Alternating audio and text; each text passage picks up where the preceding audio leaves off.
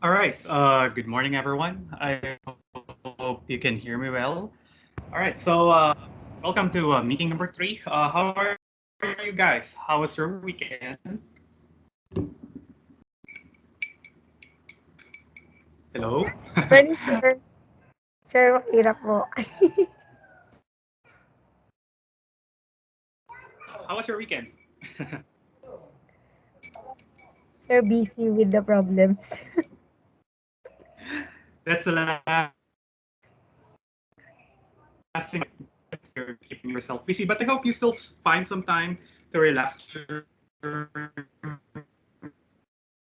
the continuously work on a certain problem. Sometimes you get stuck in a certain problem and you need to clear your minds out of it, and then after a couple of days or a couple of hours, saka pa lang yung maiisip yung solution. But how are things otherwise, aside from being busy from the homework?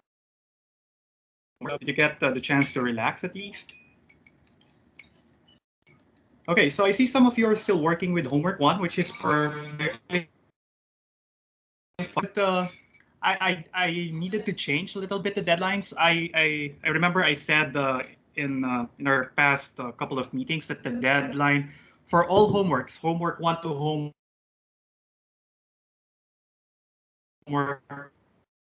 realize might be too swamped with grading things by then at the rate things are going right now. So homework assignments to the last day of classes. So para from between the last day of classes and the finals week or yung problemahin nyo, which is homework then. All right. So yeah, don't feel bad if you were not able to meet the deadline for homework one. So you still have until the last day of the semester to figure it out. But what I suggest is after the deadline, just keep those extra problems at the back burner. Probably nasimulan nyo na siguro a couple of items or you have submitted a couple of items from homework one. And then what I suggest is for you guys to put those problems at the back burner for now and start proceeding with the next part para rin makasunod kayo with the live meetings. Because for instance, for today, we'll be going over the second part of module 1. So I expect that you guys have started at least reading the second part of the module, which is about vector spaces, because that's what we will be going to talk about today. So with the live discussions, and I want the live discussions to be as interactive as possible. And a prerequisite for that to happen is that you guys have read at least the materials for that particular module. So yeah, sana ganun yung gawin nyo. Don't feel bad if there are still a couple of problems that are still pending for homework one, but at least please try to start reading the second part of the module para maka-interact kayo with us during these meetings. But again, I'm not saying that you completely forget what was in the previous part of the module as we go along to the next. At least hopefully nabasa nyo na yung first part of the module. Keep on struggling with the problems. Prioritize the module so that ngayon makaka-participate kayo with us. And I guess the deadline for homework 2 was when? It was moved na ba? Wednesday na nga ba? So yeah, so kung Wednesday yung deadline, I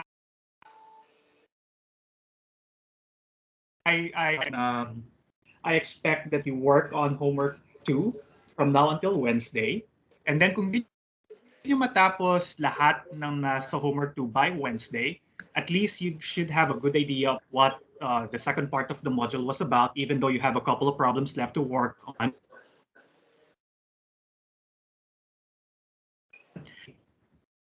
Keep in mind, meron pa kayong pending from homework 2, and not put all of your, do not use all of your time for answering all those homeworks. The thing, the important thing is for you to understand the concepts behind the second part of the module so that you can move ahead and then para makasabay.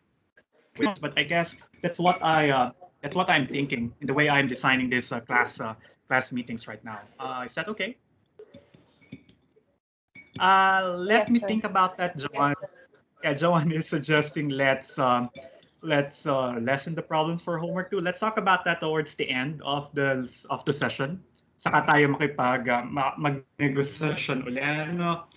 And I hope it's fine with you guys, though it's not the ideal setup that we keep updating the syllabus, because ideally is that we are guided by the syllabus. Our progress towards, of course, is guided by the syllabus, pero baliktad yung nangyayari sa atin. No? We adjust the syllabus as we go along, which I think is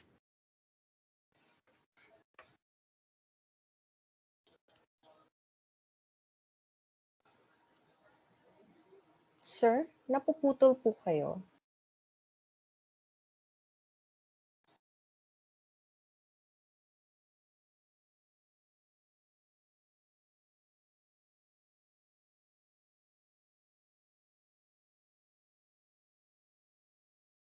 Po. Just me or nawala si sir?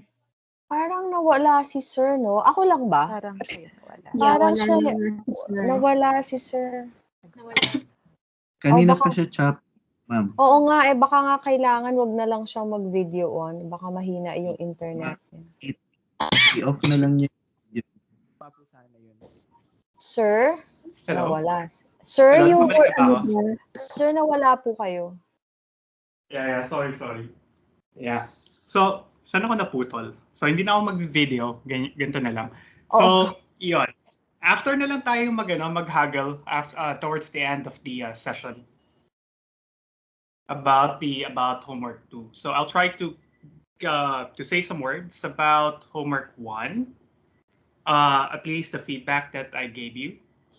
And then, wala pa rin ba ako? Sir, meron po. Okay na Ayan, po. yes. And ayaw niyo lang talaga magpa-video ko. So yeah, I'll say a couple of words first about the work that you submitted for homework 1, some general comments, and then we'll move ahead and try to do a rundown of the second part of module 1, because my assumption was you guys are having an easy time reading the modules, but apparently some of you are completely new to this kind of stuff. So siguro kailangan kong lagyan ng konting structure yung online meeting. So that's what we'll try to do today. All right, is that fine? Okay, sir. All right, so let me start. Let me share my screen. Sana hindi siya maputol. Yeah, I talked to our agent at hindi pa rin na-upgrade to fiber yung internet ko. So hopefully by today or tomorrow, they'll install a new one. Pero kanina naka-attend na ako ng faculty meeting and it went well. I don't know. Maybe it's a time slot.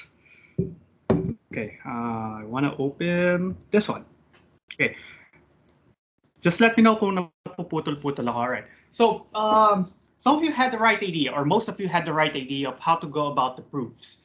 And my main comments there were sometimes about the way you wrote the solutions or some technical stuff. But these are basically the first 2 points that I wanna raise with you guys. I hope, syempre, matatanda na tayo dito, ano? So I hope you don't take this personally against you. These are constructive criticisms that you can improve, both the way you write and the way you teach your classes. So the first thing is that you can never assume or use the statement to be proven to prove the statement itself. So even if just appeared that you used what was part of the proof, that will still be a red flag for somebody who will be reading your work. And the approach that I have in grading your materials is that I always assume I am assuming that I am an outside party. So I do not assume anything. Kunwari wala akong alam about sa nangyayari sa klase, and I am just reading your work as a third person or as an outsider. So you should be able to express your proof properly. And the first thing is you should never use the statement to be proven to prove itself. It is a red flag. If somebody will read your work and will see that you use what was to be proven as part of your proof, then I will totally give you a 0, or that person will totally give you a 0 for that particular problem. So avoid making the appearance of using the statement to be proven to prove itself. Perhaps I'll give you some tangible examples about this later. And then the second one is please use symbols properly. I guess during undergrad, lagi ko na to kinokorek sa mga estudyante ko in undergrad levels, but sometimes they just think it's a superficial correction. Sometimes they are not deducted, not they are not penalized for doing this, but please try to use symbols properly. I mean, a usual pitfall is that students use the implication symbol, the arrow symbol, instead of the equal sign. And I saw some of you did it. This is fine for the first time, but I hope next time you'll try to rectify it. Now, one way to make sure that you use the right symbols is that you read and treat your proofs or your solution as a narrative or as an essay. So kung babasahin nyo yung proof, it should sound like an essay. So i-read out nyo yung symbols, and if it sounds good, then probably it looks nice on paper, at least from a technical person's point of view. So with that said, if you read your solution as if it was an essay, reading out the symbols and so on, you will right then see na, oops, hindi pala dapat arrow yung ginamit ko, dapat equal sign. This might look superficial, but from somebody who will be reading your work, if it's a third person, without the luxury of having an idea of what is inside your head, then mara-red flag yung work nyo. And this is important because if you start writing research papers, so your work will go through a blind process of, so ipapadala yung paper nyo to an unknown or to an anonymous reviewer who doesn't know you. They will just read your work as it is, and if the symbols doesn't make sense to him or her, he will not have an idea of what you are saying. So posibleng ma-deny yung publication ng paper nyo. So yeah, again, to know if you are using the right symbol, you can try to read your solution out loud. All right. So okay. So I hope hindi ako naputol during that rant or during yeah. Okay. Now, you guys still there?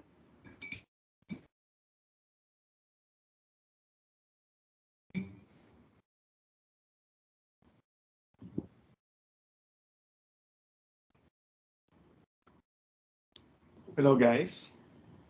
Yes, sir. Hello, sir. Yes, sir. Okay. Yes, sir. Dito po. Yeah. Natahimik lang ba kayo or naputol ako doon? Tahimik lang po. Tahimik lang. Yes, sir.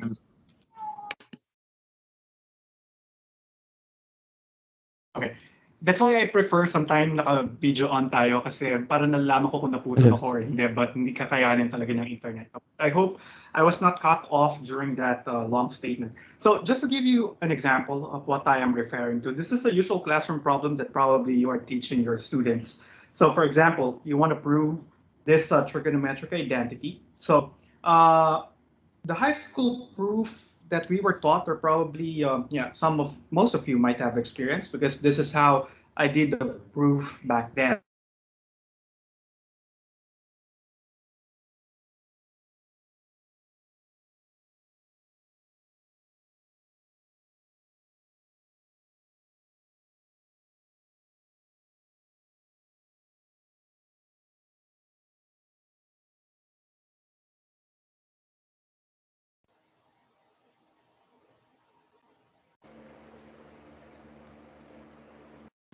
Sir, are you talking po ba? Sir, wala pong sound. Walang audio, no? Oo, wala eh. Pero nakikita naman natin gumagalaw yung screen. Oo, nga po, ma'am. Ayan, turn audio on. Yes, sir. Ayan po.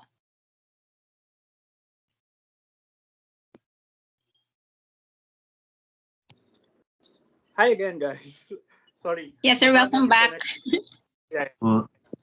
Mabago ang connection dun sa laptop ko, so dito na lang ako sa tablet mag-audio. I hope this is okay.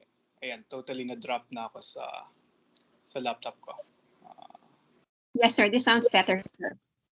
All right, so sa tablet na lang ako mag-join. All right, so yeah, I was saying that this is a usual classroom problem that you might have encountered before or that you have taught before. So we are proving this trigonometric identity, all right? And then here, this is what I called the proof back in high school, and this is how I was taught to do it, right? So I'll put the term proof in quotation marks. So yeah. Okay, so I'll copy the given. That's how I was told to do it before, and it look it's very enticing kasi parang napaka-natural no susunod mong gagawin if you start with that equation, right? So hopefully I'm still online. Yeah. Okay. So what I do is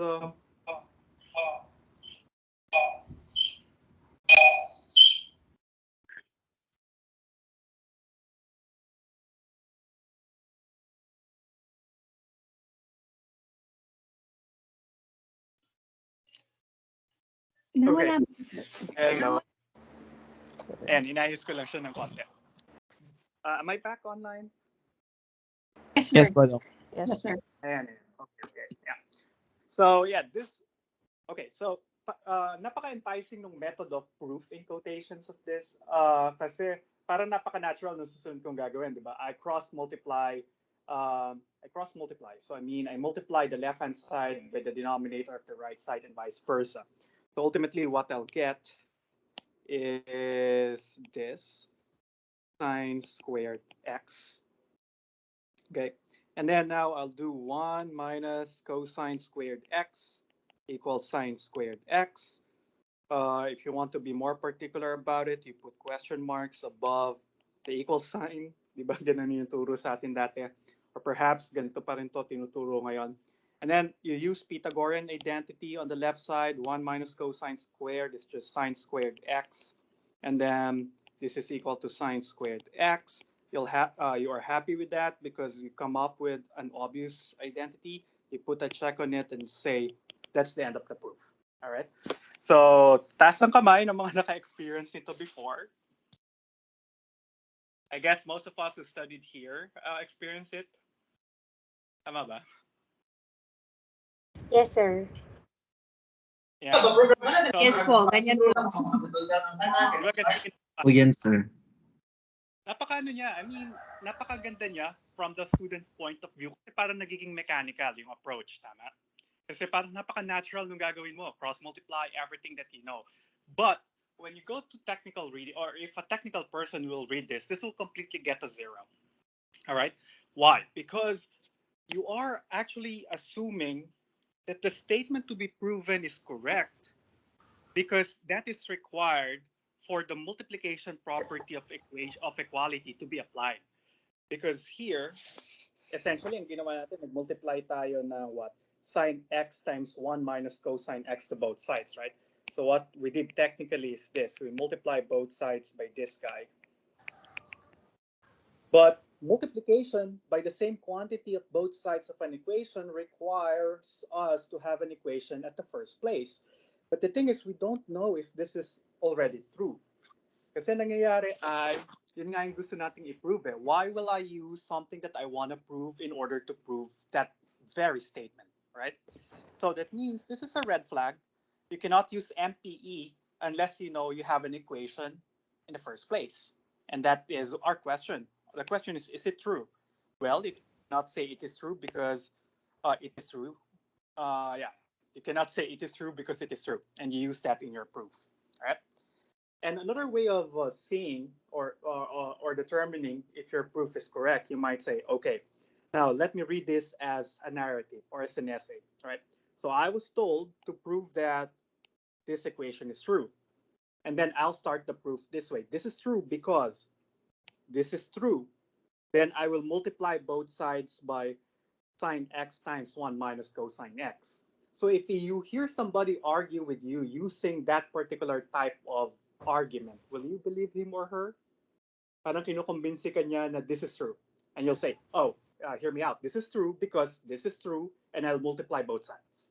And that argument doesn't make us any sense at all. Parang niloloko ka nung kausap mo. So that's the same thing as improving. Though I know what the idea behind this proof. Basically, you can turn it into a proof by contradiction, or Stress ka. or you can use this as a springboard or a preliminary analysis for a proof, but the proof should not look like this. All right. So a better proof is something like this. So either you start with either side of the equation and work with them independently, and use valid arguments to reach the other one. So perhaps I can start with the left side. I'll use valid arguments in order to get to the right hand side. Yeah. So I see people have their hands raised. Are there any questions so far, or is that due to my question before? So if that's because of my question before, you can lower down your hands. But if you have questions right now, just let me know. You can unmute yourself and then interject at any time. All right. Walang questions so far. Okay. Now let's take a look at what the ideal proof should look like. Right. We start with the one side of the equation. So you can usually we were told to choose the more complicated side of the equation, because with that we can do more, right? But here the two sides look as complicated as each other. So yeah.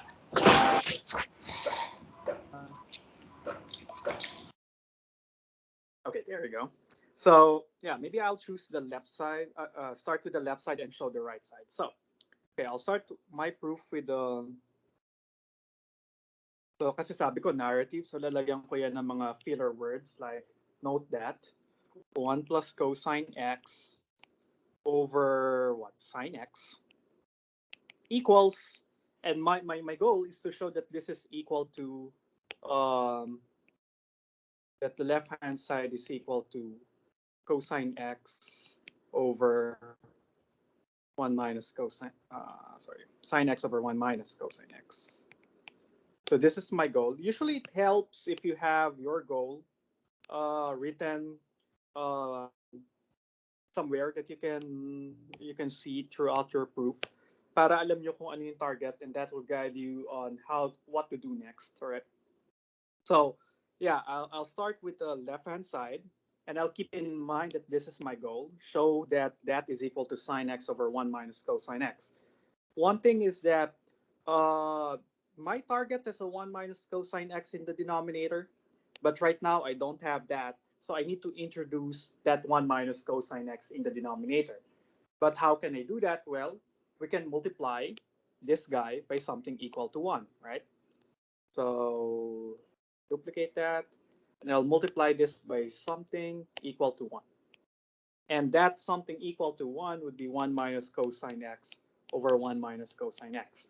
And this is one of the problems that students might encounter when they're doing proofs, when they're writing proofs like this. Kasi how in this world will they think of multiplying the given expression by this one, right? Paano nila maiisip na, i-multiply ko yan ng 1 minus cosine x over 1 minus cosine x, which is valid because that quantity is just equal to 1. Well, they should be guided with a statement that they want to prove. It's a statement na gusto nilang i-prove, yung right-hand side, merong 1 minus cosine x sa ilalim, but they don't have that in what they started with. So, kailangan nila mag-introduce ng 1 minus cosine x sa ilalim. And there are several ways to do that, but it seems the most natural is to multiply the expression that we have right now by something equal to 1, expressed as 1 minus cosine x over 1 minus cosine x. And then you'll proceed with the multiplication. So you'll have 1 minus cosine squared x over sine x times 1 minus cosine x. And then use Pythagorean identities on the top. You'll have sine squared x over sine x times 1 minus cosine x. And then you can cancel one of the signs. So you'll have sine x over 1 minus cosine x, which is the statement that you wanted to prove. All right. So yeah, and this is a nice proof because if you read it out loud, you start with note that this quantity, which is the left-hand side of the original quantity we have, equals the same quantity multiplied by this guy, which is equal to 1. And then that quantity, that product, is equal to this guy. And then I'm going to use Pythagorean identity on the top in order to get the next equal quantity or the next equal expression. And then I can apply cancellation because I have a sign on top and I have another sign in the denominator. They cancel each other out, leaving me with this quantity, which by transitivity is equal to the original thing. And that ends my proof. And you see how the flow becomes natural and how reading it tells us that, oh, I might have a good proof in here, right? In contrast, if you use arrows instead of equalities, so let's try to read it out and see if this makes sense. So note that 1 plus cosine x over sine x implies, remember an arrow means implies. So note that this guy implies this guy. But that doesn't make sense because ang dalawang parts ng isang implication ay dapat complete sentence or a clause with a complete thought implies another assertion of a complete thought. But 1 plus cosine x over sine x doesn't express a complete thought. It's just a quantity. Walang assertion na naganap dito sa statement na to. So without any assertion, it cannot imply another assertion. So you see the difference that symbol makes. So that should be a flag for you that instead of implications, I will use equal signs here instead. All right. So though napahaba na yung discussion natin about this, but I hope this helps not only for future homeworks, but also when you do your own classes and how you introduce things to your students. And also if you are into research, if you are into academia, then writing proofs is your bread and butter. So it would be good to express your ideas properly. Okay. Right. Any questions, guys? Does that sound good? All right. Okay. And I guess it's worth it even if we used about 20 or 30 minutes of our meeting for that, because this is the foundation, because I want you to express yourselves better in your homework so that hindi ko kayo ma-underchange. Because if I don't really understand what you did, then mababa yung mabibigay ko sa inyong points. So it's better that you express yourselves properly so I can give the points that you deserve. And that's another thing. Sometimes matagal akong mag-check kasi lalo na halimbawa sa WAS identity, some of you did some nice manipulations pero hindi ako makasabay. Perhaps some lines are too obvious for you guys which I cannot see right away. So talagang tinitingnan ko pa line by line kung ano yung nangyayari, how you got from one line to another. Perhaps you did the multiplications in your head, but I cannot do that, so I need to write everything. So yeah. But so far, your performance in general as a class was good in homework 1, at least the ones that I have graded. Para namang hindi nyo kailangan yung mga adjustments na ginawa natin. No? So keep it up, guys, for the next few homeworks. All right. Okay. If there are no clarifications about these technical things or about homework 1, can we proceed to talking about the second part of module 1? Let's go through vectors, vector spaces, how they are defined, and then let's go over the module material. And let me know, interject anytime if you have some questions about that particular part. All right? Okay, sir. Okay. All right. So I pulled out module 1. I'm on page 24. So in page 24 here, I have a remark here that, okay, bakit natin pinag-aralan yung fields? Where in fact in your modern algebra class, you will meet fields again, perhaps later after you went through groups, monoids, semigroups, and so on. But fields are important, and knowing the characteristics of fields as an algebraic structure is crucial because the main point of our discussions here would be vector spaces, and they require an underlying field. So that's why I saw to it that we have a good foundation of how a field looks like. So you can forget things, some complicated things about fields right now. So what is important is that you remember what are the characteristics of the fields, because these fields are will our scalars in our vector spaces will come from a field, right? But these properties of the fields are something that you are very familiar with, because, for instance, the set of real numbers, the set of complex numbers, the set of rational numbers, they all form a field, and we know their properties well enough. All right. So let's go to definition 3. Definition 3 talks about vector spaces. So here, this is what I'm saying earlier. We start with a field F. Then we take a non-empty set V. All right. I know you have notions of vector spaces or vectors in general, because before in calculus you have your vectors, 2D or 3D vectors. But kindly forget about those for a moment as we go along this module, because now the vector spaces that we will be considering are more abstract and general in nature. So here we are considering a non-empty set V. The set curly V doesn't necessarily contain numbers. It can be just objects. It could contain apples, bananas, oranges, strawberries, and so on. It could contain 0, 1, 2, 3, 4, 5.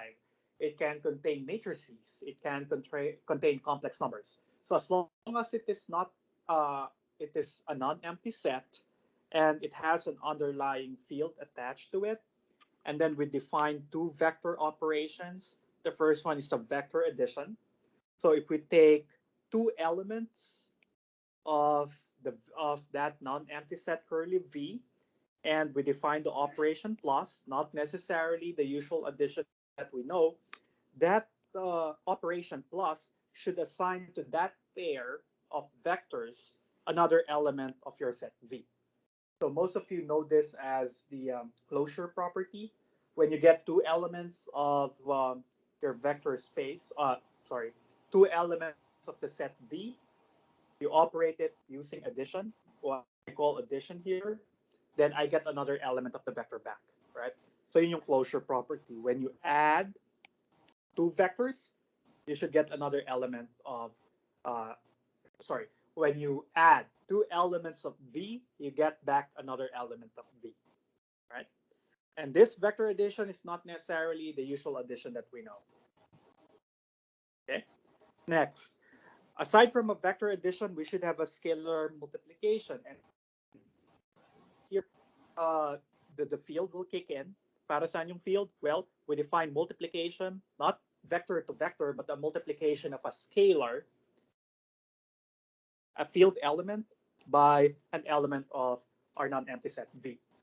So this is usually denoted by a dot or just a concatenation of the two elements. Yes, Miss Cruz. Oh, sir. So since you've emphasized it being non-empty, so when proving for vector spaces, we need to prove that the set that we need to prove that it's a vector space, first it should be non-empty. And then we go to closure before we go to the following conditions. Right. Okay, let's make a deal about that. In the exercises, I will give you sets, all right? So you can safely assume that they are non-empty. All right. So we need not mention it anymore in the Yes, proof. that's right. All right, sir. Uh-huh. And then I'll change some of the statements later, because, for instance, if I say that in the homework, I'll say that let this be your vector space, so you can tacitly assume that this is non-empty, and then define this operation on that non-empty set. When I say define that operation on the non-empty set, there's a tacit assumption that it is a binary operation on that set. So you need not prove closure for the big set. All right. Okay, sir. Okay? So probably I can mention it again as we go through the examples, right? So para mabawasan yung kailangan yung ipakita. So you can go ahead with property number 1 until property, I think, number 6 or 7 here. All right? Apo, sir. Okay. So meron kang dalawang non-empty set V, meron kang underlying field F. magde-define ka ng dalawang operation. The first operation is vector addition. It is vector to vector. You get another vector, right? And then the second one is scalar multiplication. Field element. From now on, let's call the field elements as scalars. Scalar times vector. That will give us back another vector. Now we don't define here what the vector times another vector is. Hindi yon required for a vector space, right? So dalawa lang yung alam nating operations for vectors. A vector addition, vector to vector, scalar multiplication, scalar times a vector. All right? Now, what are the required properties for such a structure to be a vector space? Number one, associativity of the vector addition. I guess you labored with this enough when you did your work for homework 1. So I trust that you have an idea how to do it. And then commutativity. Vector addition should commute. The ordering of the addition of vectors should not matter. And the third one is the existence of an additive identity. There should exist a vector. I call it the vector E, such that when I add it to another element of my curly V, I get back that element again. Essentially, ito yung parang nag-act as the zero element. So I might be referring to it as the zero element or the zero vector if I'm sure that my set is already a vector space. But again, this is not necessarily the number 0. I just call the additive identity the zero of the vector space or the zero vector. All right? Siya yung ina-add mo sa kahit anong vector tapos sa makukuha mo pabalik ay yung original vector. All right? And then number 4 is the existence of additive inverses. Oh, by the way, for number 3, the zero vector should work for all element of the space. So kahit anong kunin mong element ng non-empty set V, pag in-add mo sa kanya yung zero vector, ang makukuha mo ay yung sarili niya. Unlike additive inverses are on an element per element basis. So yung additive inverse ni V, posibleng iba sa additive inverse ni W. Pero yung additive identity, nag-work siya dapat kay V, kay W, kay Y, kay Z, sa lahat ng element ng vector space, right? That's why the quantifier here for all. This equation must be true for all vector spaces. But condition 4, the universal quantifier here is the existence of the additive inverse. So sa kahit anong element ng vector space V, dapat may makita kang element nung set na yon. Tatawagin natin isang negative V such that when I add V to negative V, then that should give me back additive identity. Right? Yes, Ms. Cruz? Sir, for additive identity, having said that, so we're implying that the additive identity has to be unique. There should Yes. only be one additive identity in the entire vector space. Well, that is true, but that I don't think that is a restatement or an equivalent statement to 3. It just Okay. says na kasi may pwede kang makuha na E1. Halimbawa, let's say So sir, pwede pong madaming additive identity? Unique lang siya. Ipo-prove natin later. Pero walang sinabi yung definition na unique yung additive. Yun nga po eh. That's why I want, because there's a homework. Part of the homework, Yeah. I was thinking kung marami ako na kung additive identity, would that mean there's no additive identity? Alright. Kasi sinabi niyo kasi sir, for every V element of V. So, isa yan. So, I was thinking, if I get a lot of additive identity, would that mean I don't have an additive identity on V for every V? So, yun lang po yung tanong. Sorry. Yeah. Ang implication nun, wala kang vector space. Because if you have a vector space, then the additive identity must be unique. So Okay. if you find Thank you, sir. more than one, if you find more than one additive identity, that is, if you add it to all elements of the vector space, then posibleng may condition sa taas, either condition 1 hanggang condition 6 na hindi siya masasatisfy. So there's a contradiction somewhere there. So what I'm actually trying to say is, halimbawa, meron kang vector space V1, 2, 3. Sige, gawin natin generic. Meron kang apple, orange, banana. Yan yung non-empty set ko. Right? And then, say, if I found out that apple plus apple equals apple, A na lang yung apple ko. Tapos meron akong orange plus apple. Ang sagot ay orange din. And then I have banana plus apple.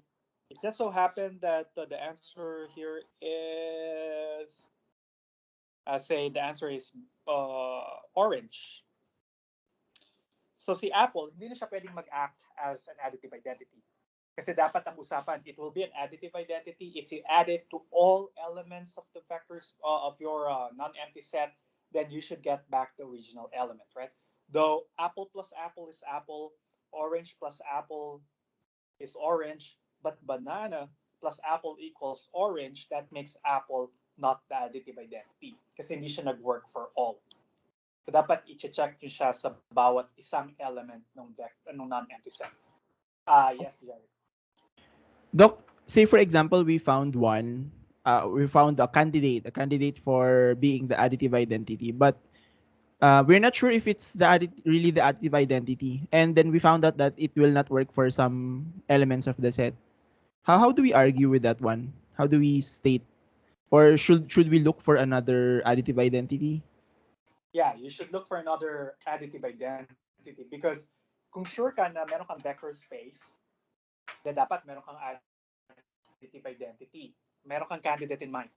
So the thing is, for it to be really the additive identity, then tatry mo siya sa lahat, you get back to original element. But if you find one case, one element of your vector space na hindi siya nag-act as an identity, then that is a false identity. Hanap ka ng ibang additive identity.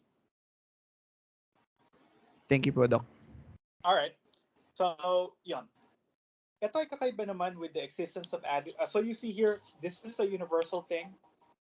Dapat pag in-add ko siya sa lahat ng elements, I should get the original element back. It is in contrast to the existence of additive inverses. Ito naman per element basis. So, meron kang element V. Dapat lagi kang may mahanap na kapartner niya. And we call that kapartner as the additive inverse. The negative V here is just a notation. Hindi siya necessarily yung negative ng isang number. It is just our placeholder for the additive inverse of V. And that additive inverse should have the property that when added to the original element that we started with, we get back the additive identity. All right?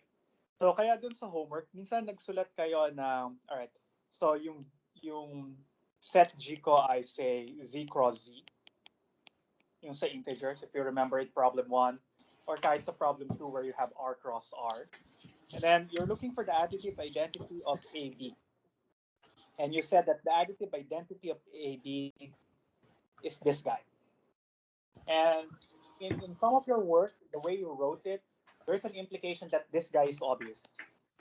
Na dapat obvious siya na negative A, negative B. At least on how you initially wrote it, or some of you initially wrote it. Parang ganun yung dating sa akin that I should know that negative A, B is equal to negative A, negative B. It's probably true if I'm talking about vector spaces back then, because that negative could be interpreted as a -1 or the negative of the unity times the ordered pair AB, which can be defined as component-wise multiplication. But without knowing vector spaces, nasa fields pa lang tayo in the previous homework, then this doesn't have any other meaning aside from being the additive inverse of A, B. So it is not obvious that this guy is equal to this guy. Kasi paano kung yung ordered pair ko ay ordered pair containing apple, banana? How will you define the negative of that vector, right? So kaya kailangan nyo sabihin, equal siya dito. And this thing makes sense because negative A comes from Z2, and there's an additive inverse in Z2, right? So this negative A here stands for the additive identity of A under the field Z2, which is perfectly fine. So matatanggap ko yung notation niya na to. Actually, also with this guy, because negative B is a proper symbol under the field Z2, because negative B represents the additive inverse of the element B of the field Z2. So mga technical details lang along the way. If you're new to proving or new to abstract algebra, this might come to be a shock, but hopefully as we progress along, then you'll be more used to it. Okay. Now moving on, the fifth property that you need to check is distributivity. But unlike fields, we have to talk about two kinds of distributivity here. The first is the distributivity of the scalar multiplication over vector addition. So a scalar times the sum of two vectors is equal to the sum of the scalar products, right? And this should work for all scalars and all vectors. And then the second type of distributivity here is the distributivity of scalar multiplication over field addition. That means if you can distribute the sum of your two scalars, which is properly defined, because alpha and beta are coming from a field F, and there is an addition in the field. So alpha plus beta is another element of the field F multiplied to vector V, and you should show that that is equal to this. Do the scalar multiplications first, then add those two vectors up. There's an abuse of notation here. The two pluses here signify two different operations, right? And I hope you're getting used to this kind of abuse of notation in math. Alpha and beta are field elements. So that means the addition you see here is the addition in the field F, right? But the plus here is addition between two vectors, because if V is a vector, then alpha V should be a vector, right? It's a product of scalar multiplication. This guy is also a vector. So this addition here is the addition in your vector space. So dalawang magkaibang operations yung pluses na makikita nyo in this equation. All right? Okay, fine. Property 6, associativity of scalar multiplication. You can group scalar multiplication. You can first multiply the scalars, or you can multiply one of the scalars with your vector first before multiplying it again. And this is well defined. And again, abuse of notation here. Look at the left side. The left side has an alpha times beta first. Nagam yata ako. Okay, there we go. So alpha times beta first. So the multiplication here is field multiplication. After you perform that field multiplication, you get back a scalar times a vector. So yung pangalawang multiplication dito ay multiplication between a scalar and a vector. On the other hand, here you do scalar multiplication, and then this is another vector after you do the multiplication. You multiply it with a scalar. So all multiplications here on the right side are scalar multiplications. But on the left side, the first multiplication to be performed is field multiplication. Klaro ba yun? Yes po, Doc. Okay, now, existence of additive 7 property, existence of an identity with respect to scalar multiplication. So it says that there should exist an element 1 in the field that when multiplied to a vector, we get back the original vector again. All right, so yun yung scalar multiplication. I have a question. Doon sa mga familiar, yung multiplicative identity ba na 1 dito in condition 7, is it the same as the unity in the field? What do you think?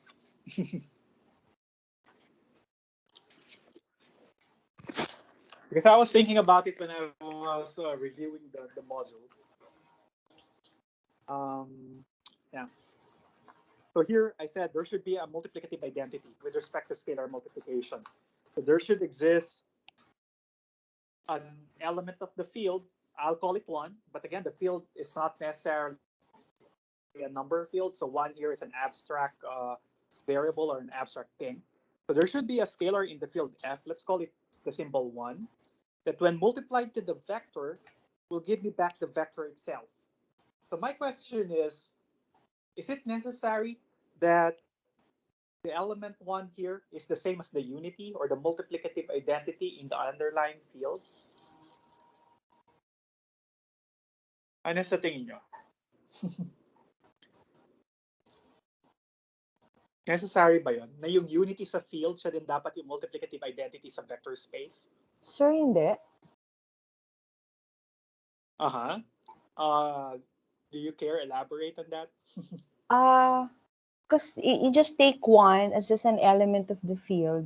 So Mhm. so just the value of 1. So, but more important is 1 should be the identity on the vector.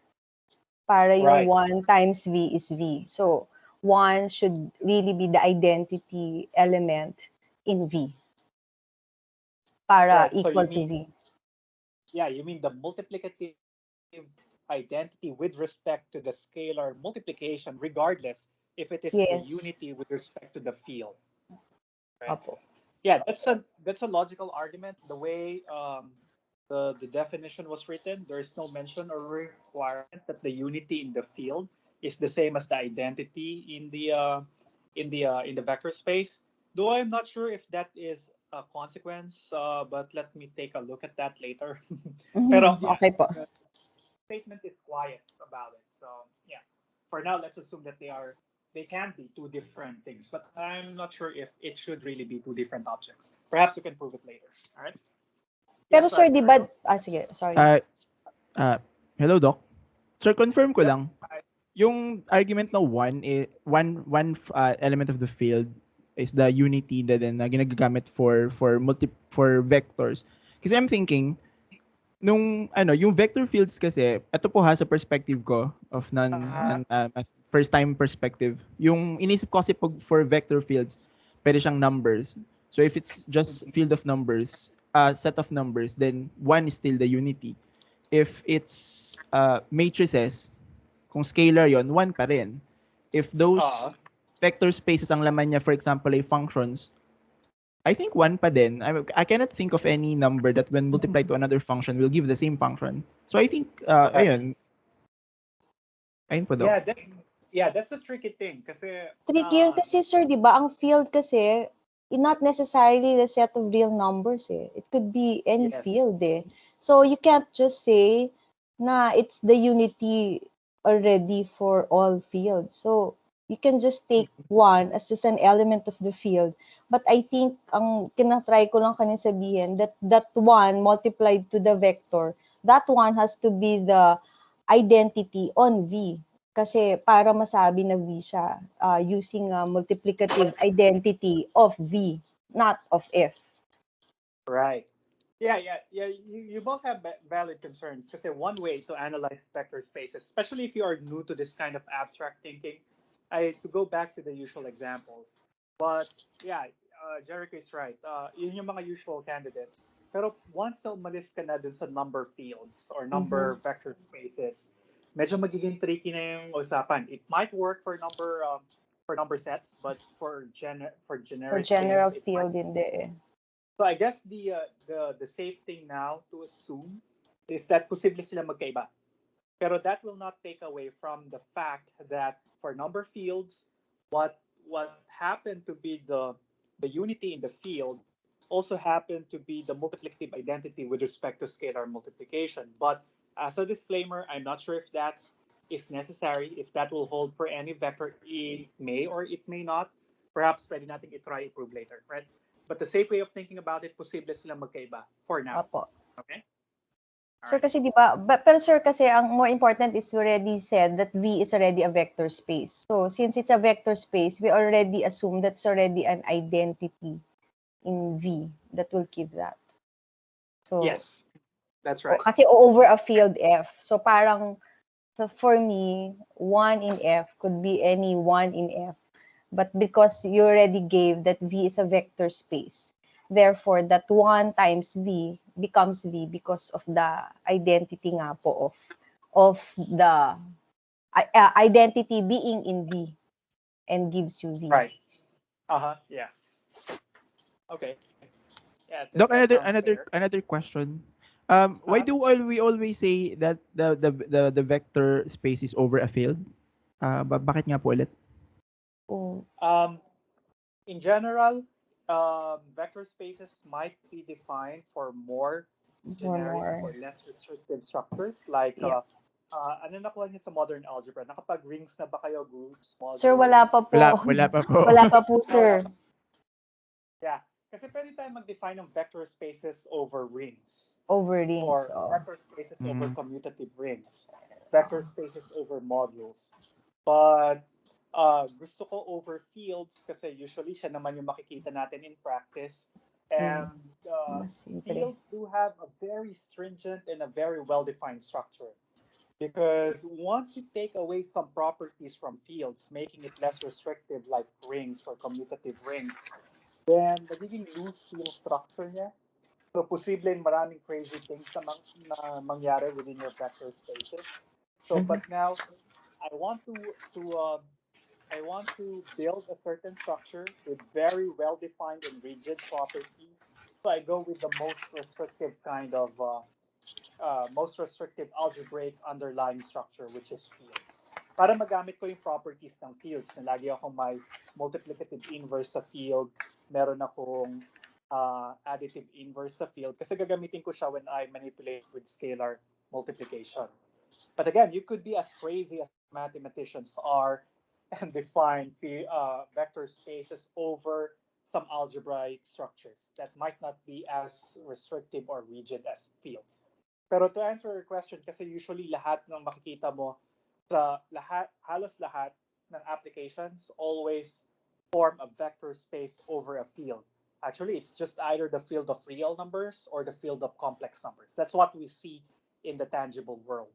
So, pero other than that, it's just the ego of mathematicians. That's why you will hear some vector spaces over rings, over modules, and so on. That's another dilemma for me. Should I stick to vector spaces because the course description has in the latter part discussion about vector spaces over principal ideal domains? Papalitan lang natin, instead of a field, we'll have a principal ideal domain. Pero you'll need a lot of modern algebra in order to understand that fully. So I might skip that part. But Sir, nothing is field na lang. yeah, But but nothing field, is sir. Sir, field na lang. Yeah. I'll probably stick with fields na lang. Yeah, it's the easiest and most relatable, sir. So, sa fields na lang tayo. Right. Opo. And then later, when we go actually to matrices, I plan to abandon some of the abstract things. So pagpunta natin sa chapter, I think chapter 3, when we talk about the structure of matrices as representations for linear transformations, para magiging lahat real numbers or complex numbers na lang yung entries ng vectors, ng matrices natin. So pwede nyo nakalimutan yung mga identity kasi everything will be as natural as what you have encountered before. But the thing is, it's important that you see as a math major that these things can apply to even the more generic things na hindi tangible. And that's the beauty of math. May mga math na naimbento na wala naman talagang kabuluhan as of the moment, but it will prove to be useful, say, in the next century. Like, for instance, kasi yun yung laging reklamo ng mga estudyante natin, no? Sir, nagtuturo ka ng sine at cosine. Saan ko naman gagamitin yan? Kaya nga, natatawa ko din sa mga memes lately na lumalabas that students share na, oh, it's another nice day when where I did not use any sines or cosines. But inherently in nature, sines and cosines occur without us doing anything. And actually, math are generated usually as a hobby of these famous mathematicians. If you read the biography of these famous mathematicians, hindi lang sila mathematicians, they have their own day jobs. Some of them are philosophers, statesmen. Some are physicists, engineers. They just do math for the beauty of it, as a pastime. And they invent really crazy math that is perceived not to be useful in their times, but after centuries or millennia after, people discover what their uses are for. So, for instance, non-Euclidean geometry. Kasanay tayo na lahat ng triangles, ang sum ng interior angles is 180 degrees. But somebody questioned that notion. Why should I be limited to triangles with interior angles summing up to 180? Why not more than 180? Why not less than 180? And they found that there's a rich mathematical discourse that can be derived from that. They defined elliptic geometry and hyperbolic geometry, which people back then did not mind kasi wala namang siyang real world application. But come Einstein in the 1900s, yung pala yung kailangan niya to put up the theory of relativity, because in his theory of relativity he needs I think hyperbolic geometry, which is the geometry found on the surface of a sphere. Kasi pag nag-drawing ka ng triangle sa halimbawa sa globe in a sphere, the sum of the interior angles will be greater than 180, and that's what he used for his theory of relativity when you're talking about out of this world things. Pero yun yung idea. That's why we are starting with the more abstract things, because we might not see its application right now, what fields are for, what is this structure for, but later they might prove to be useful, right? But essentially, we'll abandon some of these when we go to the next few chapters. Okay, now going back, problema ko pag live sessions na free-flowing yan. Marami ako minsan nasisingit. But anyway, I hope you don't mind. Yes, I made some comments here, which you can read on your free time. So some examples here. The set R is a vector space over R. So here I am taking the set R itself ay isang vector space over itself.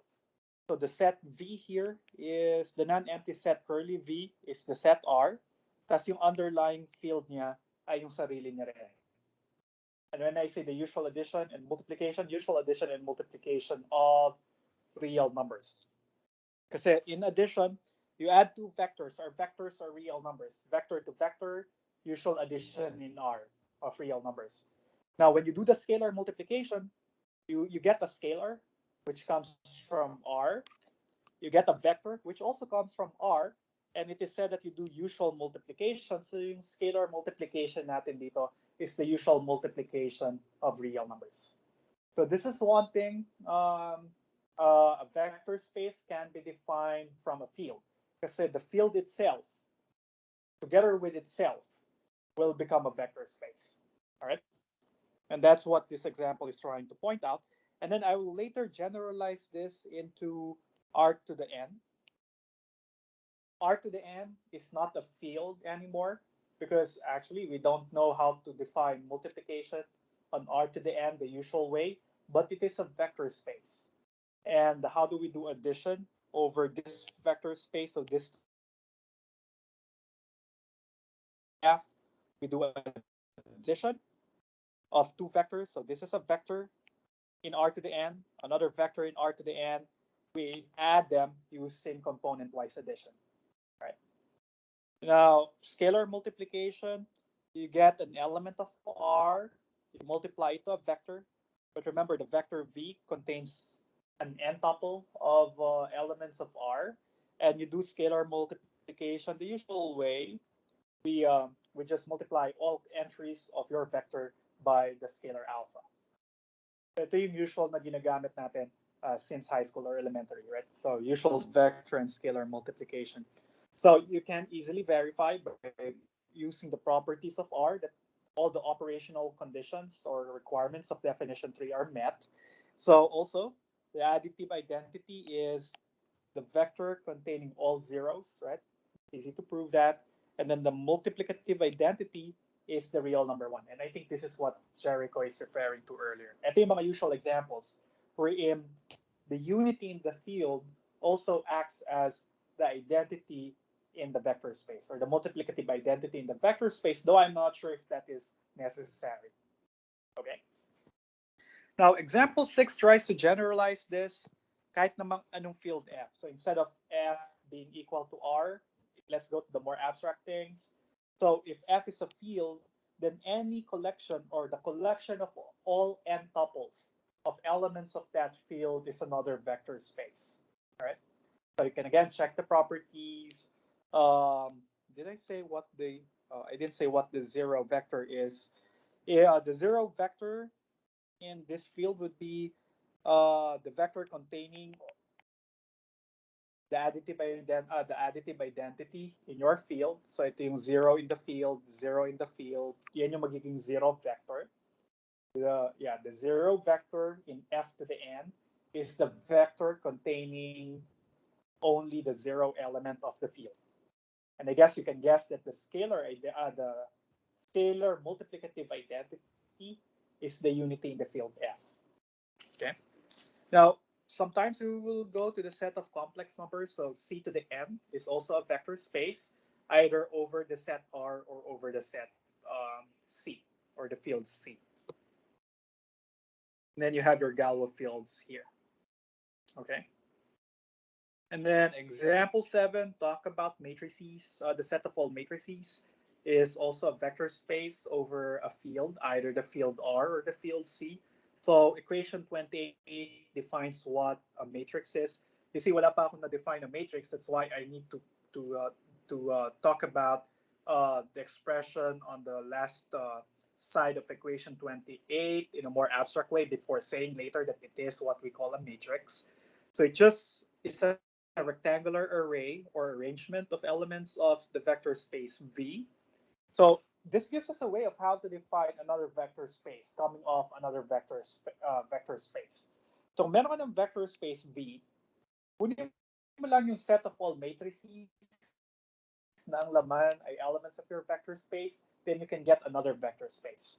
And I guess I'll call this by a name here, curly M by M cross N of V. Ito yung set of all M by N matrices or rectangular arrangement of elements of the vector V into M rows and N columns. So yun yung notation natin for the set of all matrices. And if I want to emphasize the underlying field, then I will write this. Isasama ko yung field as the secondary argument of that parentheses. All right. So common set of matrices that we will cover, especially in Unit 3, kung allergic na kayo sa mga fields, Galois fields, etc. So you'll be more familiar in Unit 3. I'll just consider this set of all real valued matrices over the field R, or the same matrices but over the field of complex numbers. Okay? So is everything good so far? I was just breezing through that portion because I hope you are familiar with that. But let me know if you have questions. So, or masyado ko na bang this is isa to sa mga sakit ko. Minsan I assume, I mean, I don't wanna, paano ko ba sabihin? That's my tendency to be over-explaining something sometimes. So when I am not sure if my students understand a certain topic, I always end up over-explaining things. Some things might be obvious to them, but I keep repeating it. So I hope you don't mind. Or if you do, just let me know kung masyado na ako nag-explain. All right, let's go to example 8. The set of infinite sequences is another vector space over R or C. So when I say sequences, that means just a listing of elements of the vector space. And I guess we touched on this a little bit last time when somebody asked about what does V to the infinity means. So this will just be, say, V1, V2, until Vn, but infinite sequence. So it's just a listing of elements of your vector space. Ito yung sinasabi ko na V infinity. With the usual operations, if you add two vectors, you just do component-wise addition. Scalar multiplication, you just multiply every element of your sequence by the common scalar. All right. So what do you think is the additive identity? Let's start with the operational requirements first. When I say operational requirements, it is the associativity, commutativity, associativity, and distributive properties of the operations involved. So I guess the satisfaction of the operational conditions are quite obvious because they will just follow on the property that that the set of all objects inside the sequence or inside the sequences are coming from a vector space. So the very property of the vector space V implies the satisfaction of operational requirements for V infinity, especially that V infinity is defined to be component-wise addition and component-wise scalar multiplication. So may inherit ni V infinity yung properties ng underlying vector space V. All right, so I hope you can easily put that on paper. But I guess the challenge is, what would be the zero vector in V infinity? Anyone?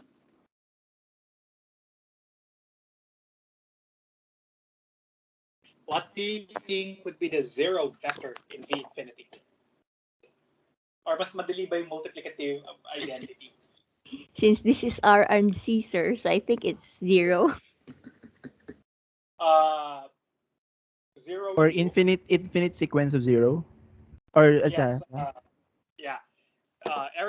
Jericho is correct. Kasi if I'm asking about additive identity with respect to vector addition, so you should give me a vector element. Laman ni V infinity ay mga sequences, right? So that means the zero vector would be the sequence containing all zeros. I think this is what you're saying. Who that one? One is Susi. Is that you? Yeah. But I want start to be particular in the things you say or the things you write. Though I know what's in your head, but probably you should be able to express that properly. It's fine, but yeah, let's hopefully we develop that throughout the course.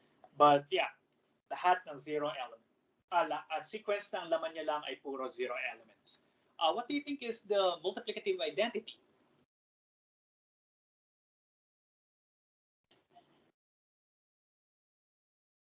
component-wise po, Doc, ano po? Yep, component-wise lang yung scalar multiplication. So I think it's infinite series of 1. Nope. Try again. I know what you're saying, but be particular about it. Ano yung multiplicative identity or yung identity with respect to scalar multiplication? Hindi siya sequence of all ones. Pero siya ay... One lang. Ay, joke. Yeah, number 1 lang. Yeah, 1 lang. Kasi yung multiplicative, yung scalar multiplicative identity ay dapat manggagaling sa field. Ang field ko ay R or C. So the right answer would be 1. Because scalar multiplication is defined component-wise. Para ma-preserve ko yung isang vector, dapat ang minumultiply ko sa bawat element niya o bawat laman ng sequence ay 1 lang. Para hindi nga babago yung bawat element ng space. Clear? Okay? Right, that's a nice exercise. Let's try that for example 9. So here, this is a more abstract vector space. So consider a non-empty set A and define curly V to be the power set. Are you guys familiar with this notation? Curly P refers to the set of all subsets of your set A. So, ang laman ni power ni curly P of A ay lahat ng subsets A. Right? That's what we call a power set. So, you can prove using properties of sets that all operational requirements is satisfied. If we define vector addition this way, remember, ang mga vectors ko dito ay mga sets. They are subsets of A, right? And when I add two sets, I say that is taking the symmetric difference. So we take the union of X and Y and take from it the elements of X intersection Y. Yun yung sum ng dalawang sets, right? That's my vector addition. And then I said here that V will become a vector space over Z2 if I will define scalar multiplication Z2. If I multiply any set by 0, right? Diba dapat ang scalar multiplication ay binary operation. Scalar times vector should give me back a vector. So if I multiply the number 0 or the element of Z2 0 to a set X, dapat ang makuha ko uli ay element ng power set A. I should get back a vector.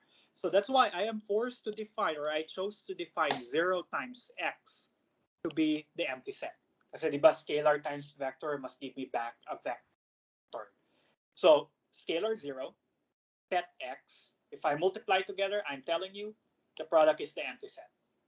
But otherwise, the other element of our underlying field is 1. 1 times any set is defined to be the set itself. That's how I define scalar multiplication. So it would be a nice exercise to prove that the operational properties are met, but in a nutshell, madaling pag-usapan, what would be the zero vector? Ano yung zero vector? What do you think? What should be added to a vector x, which in this case is a set, in order to get that set again?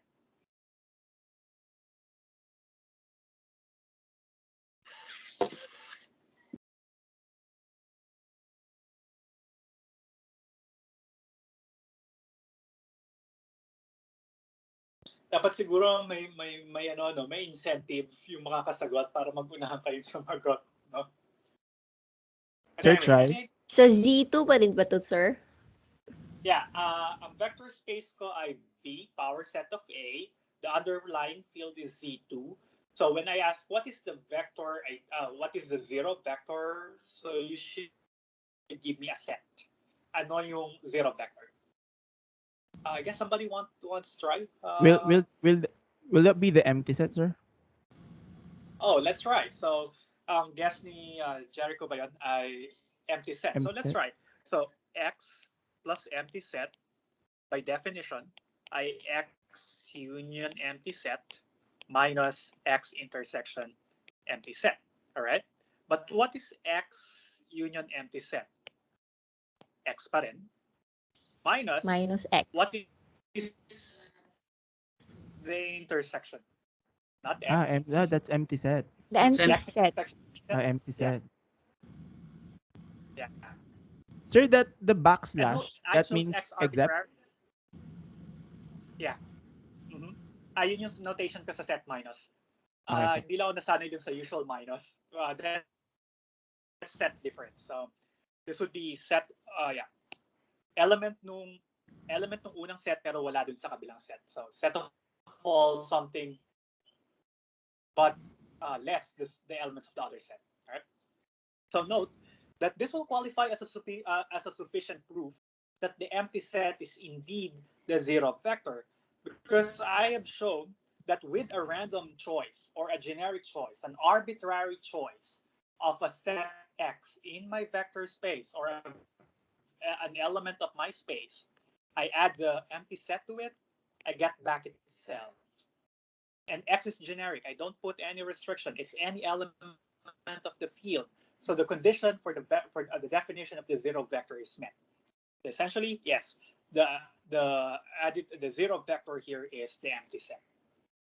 And I guess that's a usual candidate, right? Usually, hindi nyo kailangan mag-solve ng equation para mahanap kung ano yung zero vector. Sometimes the usual intuitive choices will work. And in order to convince me that indeed you had the right choice, you should write a proof like that. Pero yung iba sa inyong ginawa din sa homework 1, problem 2, they equated the product to the multiplicative identity 1, 0, solve it using a solver, which is fine. Baliktad pala. They multiplied 2 elements of R squared, then inequate nila dun sa una, then they found 1, 0 to be the multiplicative identity. That's fine. You can do it that way. Or you could have just written a proof without solving it, because that's a natural choice. 1, 0 is a nice choice. So pwede nyo gawin yung proof natin tulad kanina. All right. So yun yung zero vector. What is the multiplicative identity with respect to scalar multiplication? Or what's the identity with respect to scalar multiplication?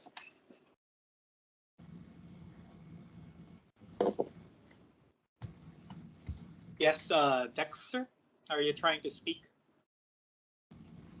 Is it just the one, sir? Because our field is the Z2. Yeah, that's right. Because it is quite obvious here in the definition.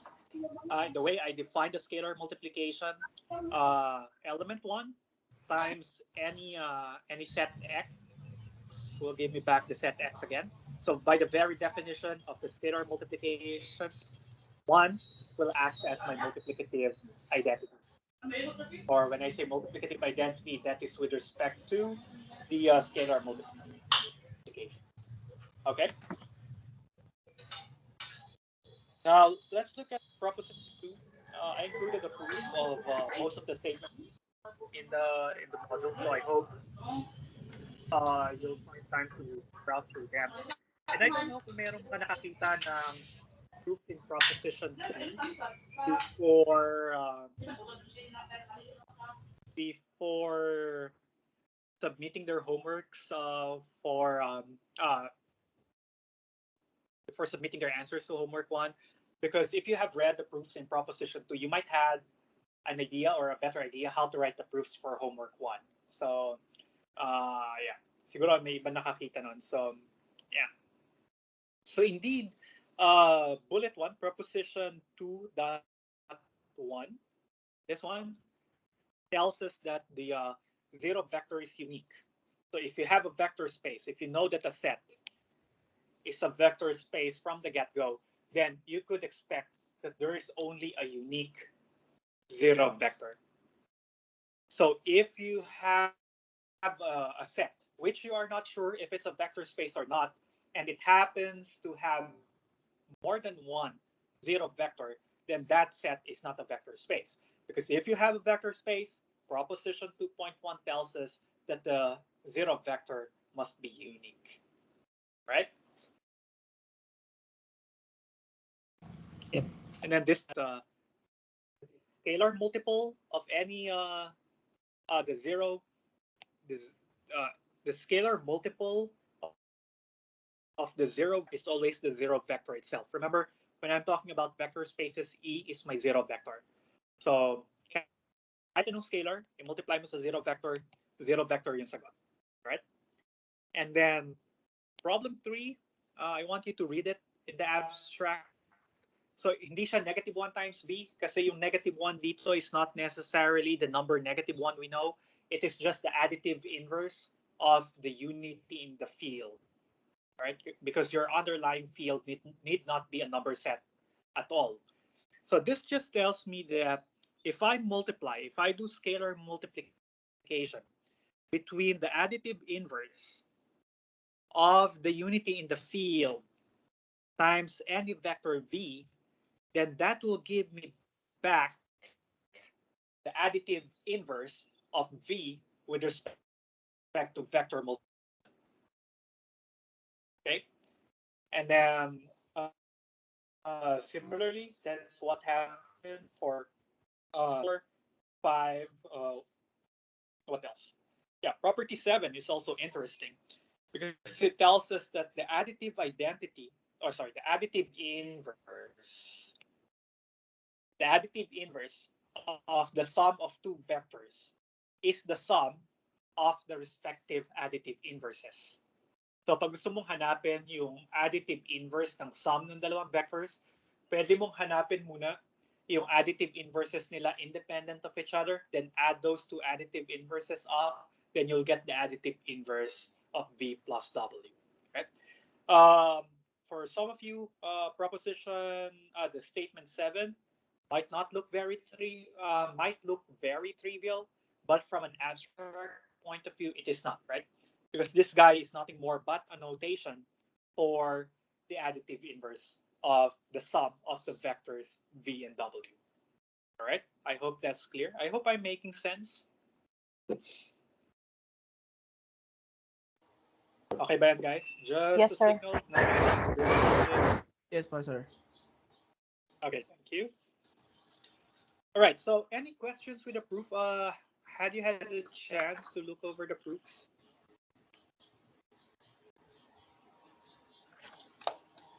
I tried to be as detailed as possible here. My questions thus so far.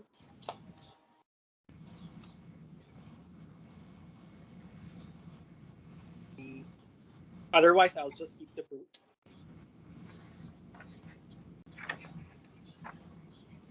Okay. Somebody raised their hand. Let me see the chat. Yes, I. Hi, sir.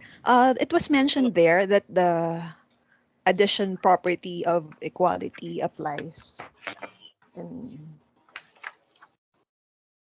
Yes. considering our axiom of meta-axiom of ignorance, are there other properties that we can assume, like, for example, transitivity and the like, Yeah, you when can we assume work on our transitivity of problems? equality. Yeah, all those properties of equality can be assumed to be true. Okay.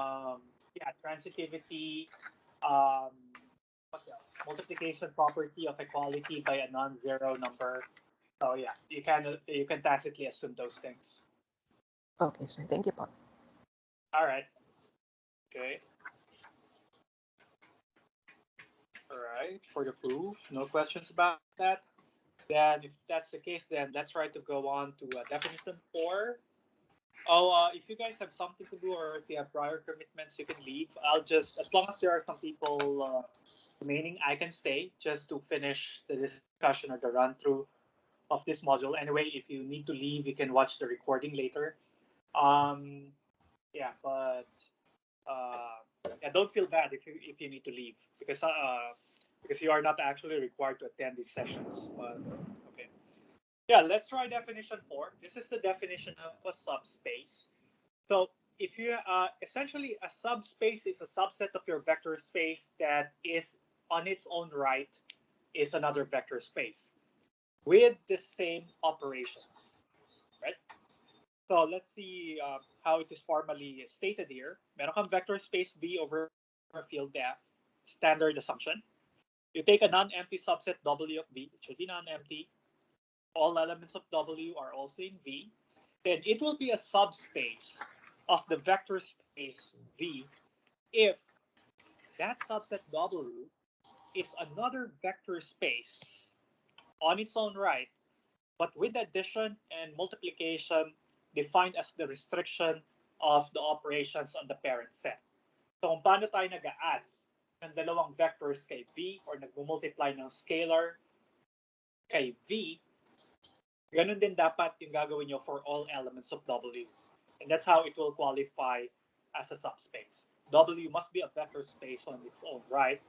So yeah, and actually proving that one set is a subspace of a vector space is quite easier because you don't need to worry about the operational properties because the operational properties hold for all elements of the field, and by specification that also applies to all elements of the subset, right? So kung yung addition, multiplication ay associative, commutative doon sa malaking set, sa set V, kasi vector space nga siya, eh lahat naman ng na kay W ay na kay V din. So automatically, by inheritance, yung operations na yon will satisfy the same properties as it has for the set V, right? So, kukunti na yung problema nyo ngayon once you are sure that you have a subset. Kasi lahat ng operation properties ay may inherit niya from the parent set. Okay? So, ano na lang yung kailangan nating problemahin? What do you think, guys? What are the things that we need to check? Sir, closure under the same. Okay, right. When That's very important. Yes, you want to expound? no, sir, I was just saying that.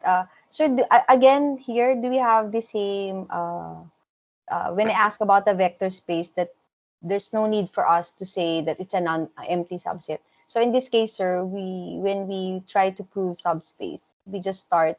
We don't need to mention also that W is a non-empty set. Yes. Mm-hmm. But do we need to prove that it's a subset of, or it's a subset of the given vector? Right. And now I love how you think. Masyado na kayong masyado na kayong particular. Para na tayong mga lawyers dito, no? Lahat dapat on paper. And I'm a frustrated lawyer here, so I love it. But anyway, so yes, you don't need to prove that it is a subset. Probably the way I will face the problems ay lagi na siyang subset. So, for instance, I say that let F be the set of all functions from R to R. Then prove that the subset D of F is a subspace. So I already mentioned the problem that it is a subset, so you don't need to convince me anymore. Kasi sinabi ko na subset siya. So I'll do it that way. Right? Yes, do you have a question? But we need to show closure, sir. Exactly. You need to show closure. Kasi it should be a vector space on its own right. So ngayon yung closure will play an important role. Because though the operational conditions are met by virtue of inheritance, the closure of V is not inherited as a closure in W. Because the closure in V only tells us that when I add two elements of V, the answer is again an element of V. But if I take two elements of W, the closure in V only implies that W1 plus W2 is in V.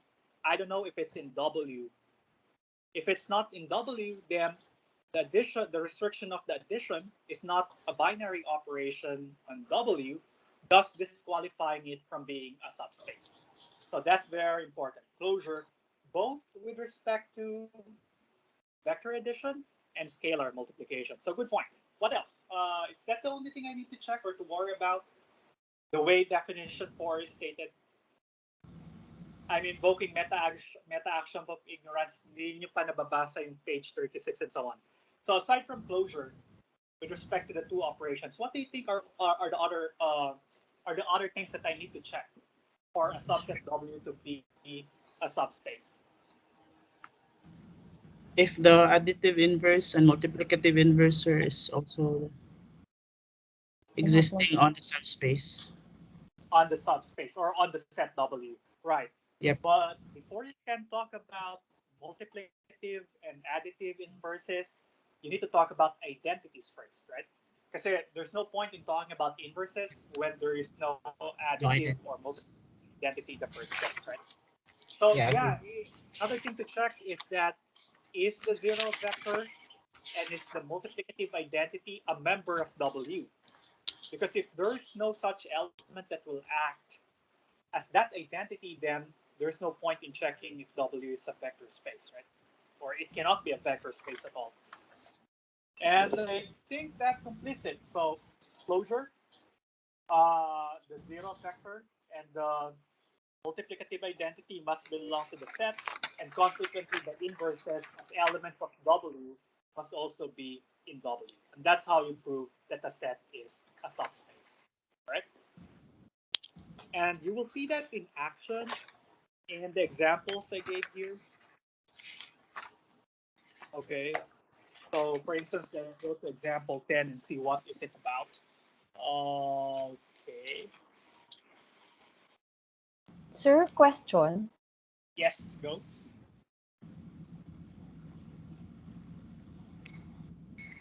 Yes, sino may question? Go ahead. Si Ma'am Au po. Si Ma'am Au po ata.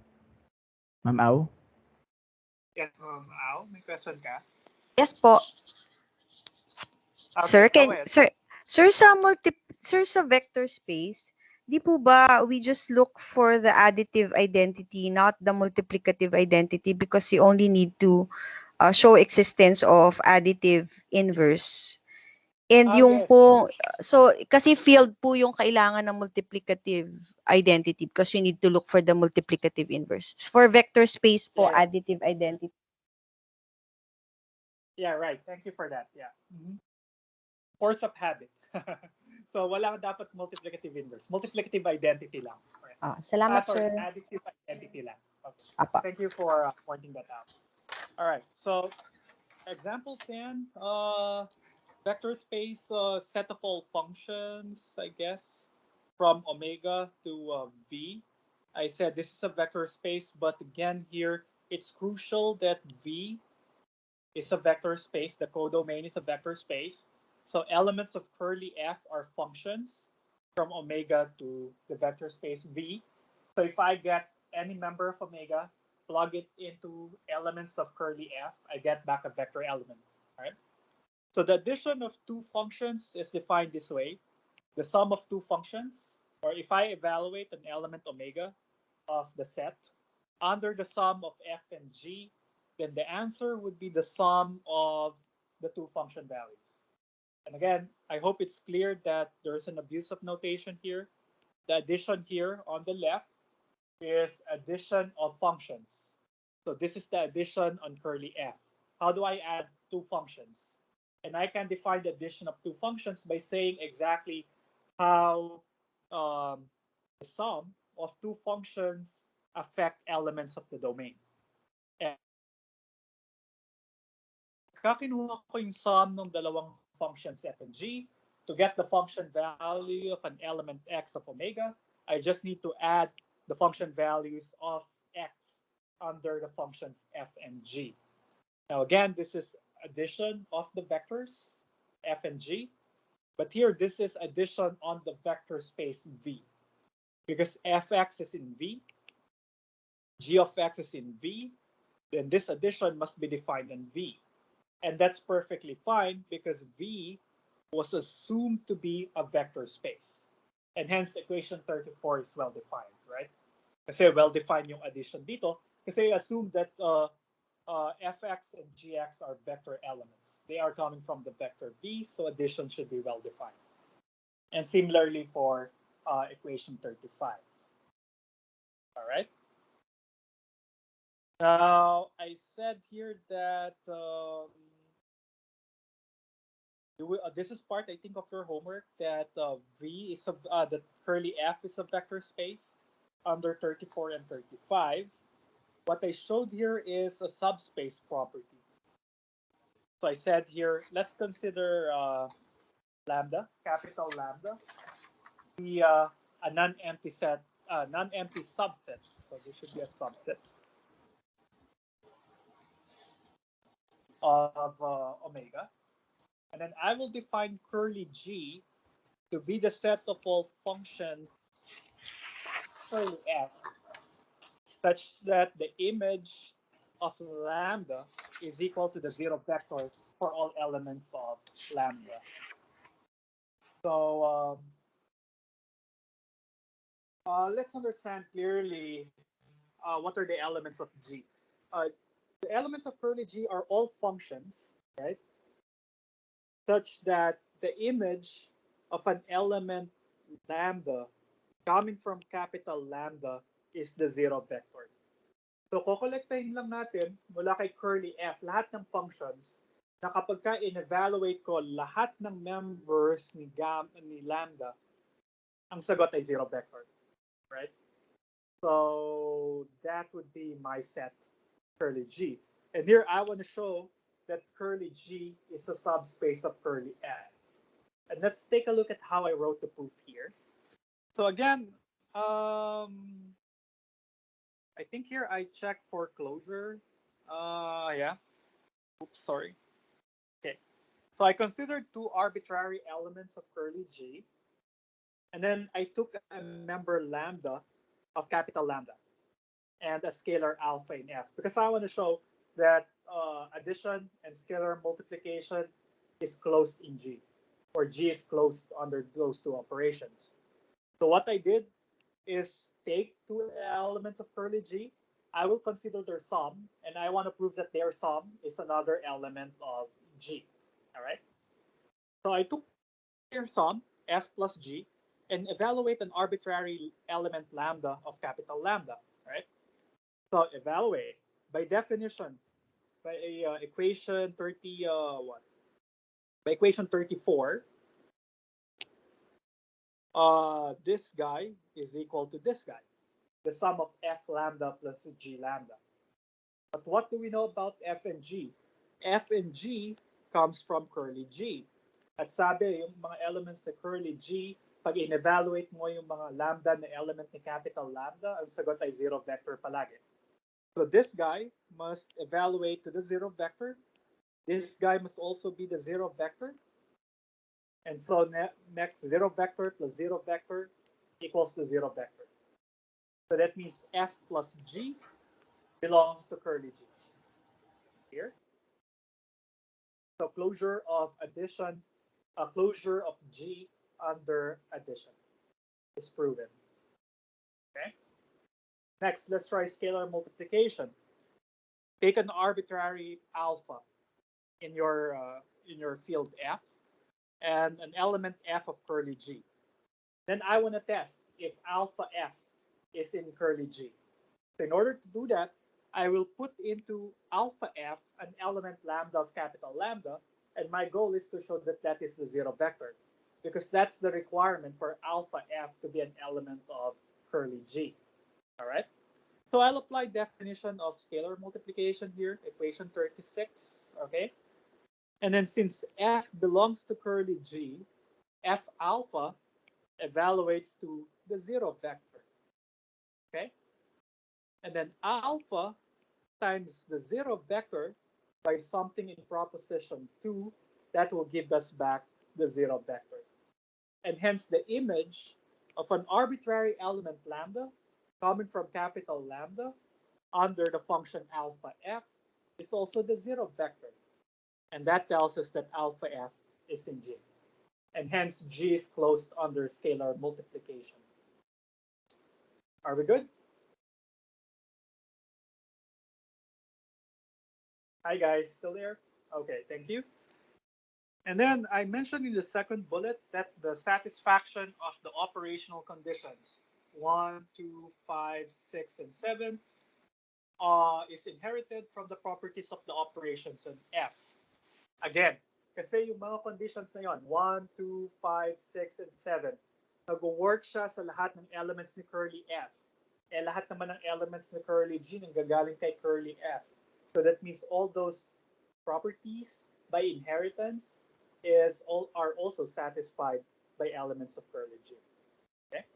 And as you have noted earlier, the only thing that's left to be checked is whether the zero vector and the additive inverses belong to the set curly G. But before that, I guess there's a question. Yes, go ahead. So, sir, is this true for all subspace later? So, you just have to prove that it's a subspace, but the rest of the conditions hindi na, or depende sa subspace? Which condition? Ito bang second bullet? The second bullet po, kasi to satisfy the conditions 1, 2, and so on. So, Yes. depende Hindi sa na siya subspace? Okay. Sa kahit anong subset. Kasi hindi pa tayo sure kung subspace siya, no? So pag may pinagawa ko sa inyo na check if this is a subspace of this vector space, then you can just copy what I wrote here or rewrite the essence of the second bullet, and that's fine. You don't need to check 1, 2, 5, 6, and 7 for any subset, because we know that that will obviously be satisfied. And later we will have a theorem for this. So yeah. Okay. So ang kailangan nyo na lang ipakita, as we have said earlier, was closure. That was important, which is our first step. This is a pro forma statement that you can include in your proof if you are proving being a subspace using definition 3. That's fine. Now, as you have mentioned earlier, all we need to check now is the zero vector in G, and is the additive inverses of elements of G also in G. And that's what the second bullet will take care of, or the next two bullets will take care of. Now, the zero function, okay, which assigns to all element of omega, all elements omega of big omega, the zero vector is also in G. And I think that is clear, right? Yung zero vector kasi kay curly V, siya yung function Z na nagdadala sa lahat ng element ng domain, let's call it omega, dun sa zero vector. That's the zero function in V. Now the question is, will that zero vector be also in G? Yung zero vector ba na yun ay na kay curly G din?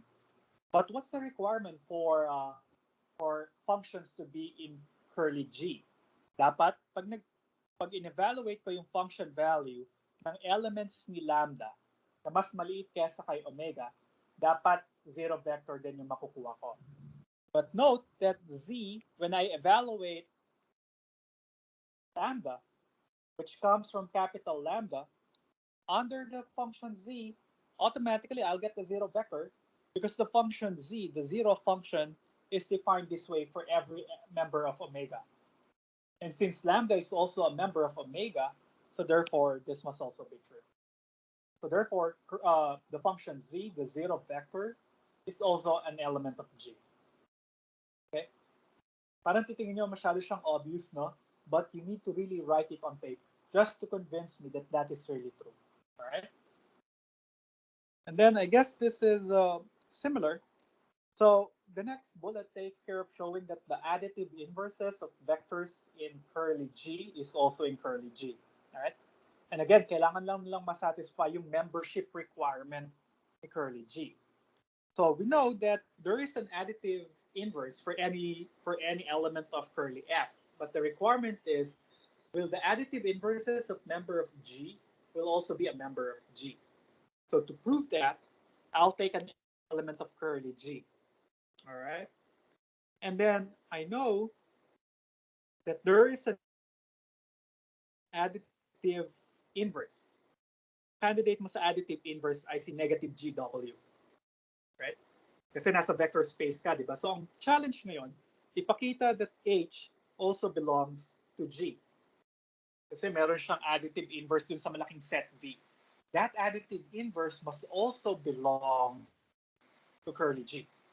And what's the membership requirement for curly G?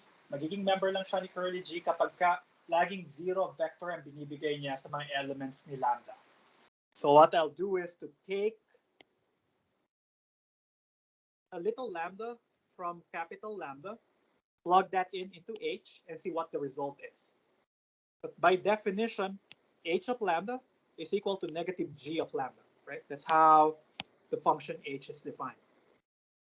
And then note that by one of the statements in proposition 2, the additive inverse of G lambda is just the negative of the unity, or the additive inverse of the unity times G of lambda, right? But G of lambda is equal to the zero vector because G belongs to curly G. Remember, pag nag-evaluate ka ng lambda sa mga elements ni curly G, ang laging sagot ay zero vector. So it means G of lambda will be the zero vector. Negative 1 times the zero vector is the zero vector by one of the statements in proposition 2. All right. So that means then we're done. Actually, this is just to confirm that H is indeed the additive inverse of G. Because when I add H to G, I'll get back the zero function. All right. And that completes the proof of being a subspace. Okay. Now,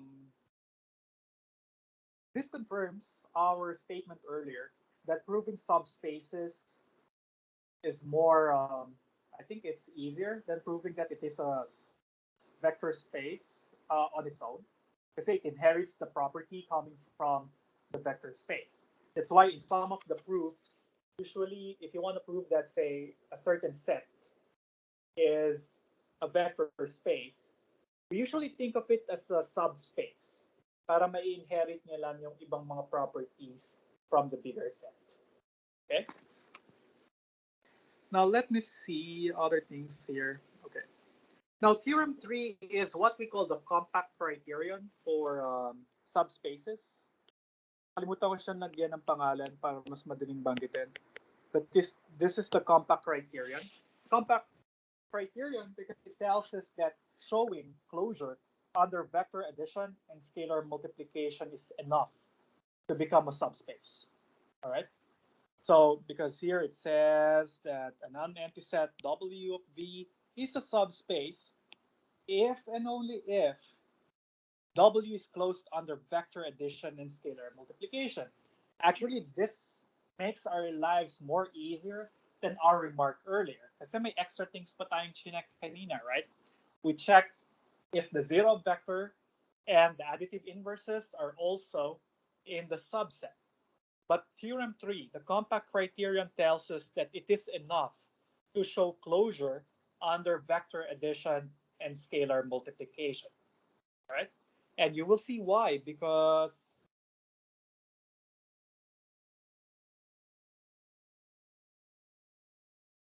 bakit hindi ko na kailangang ipakita na si zero vector ay at saka si additive inverse ay nandun sa set. Any idea why that should be true? Diba? Parang I cheated a little bit here in theorem 3 kasi sabi natin kailangan natin ipakita ang closure, pakita ng zero vector at ang additive inverse ay nandun sa subset to call it a subspace. But compact criterion, theorem 3, only requires two things: closure of the set under vector addition and scalar multiplication. It doesn't ask us to prove that the zero vector and the additive inverses are in the subset also, which is very good for us. Dalawa lang check natin. But why do you think is that true? And essentially, if you can think of that, then that is the proof of theorem 3. So, meron ba may idea bakit yung dalawa na lang ang kailangan kong i-check? Hello. Try lang, sir. Go.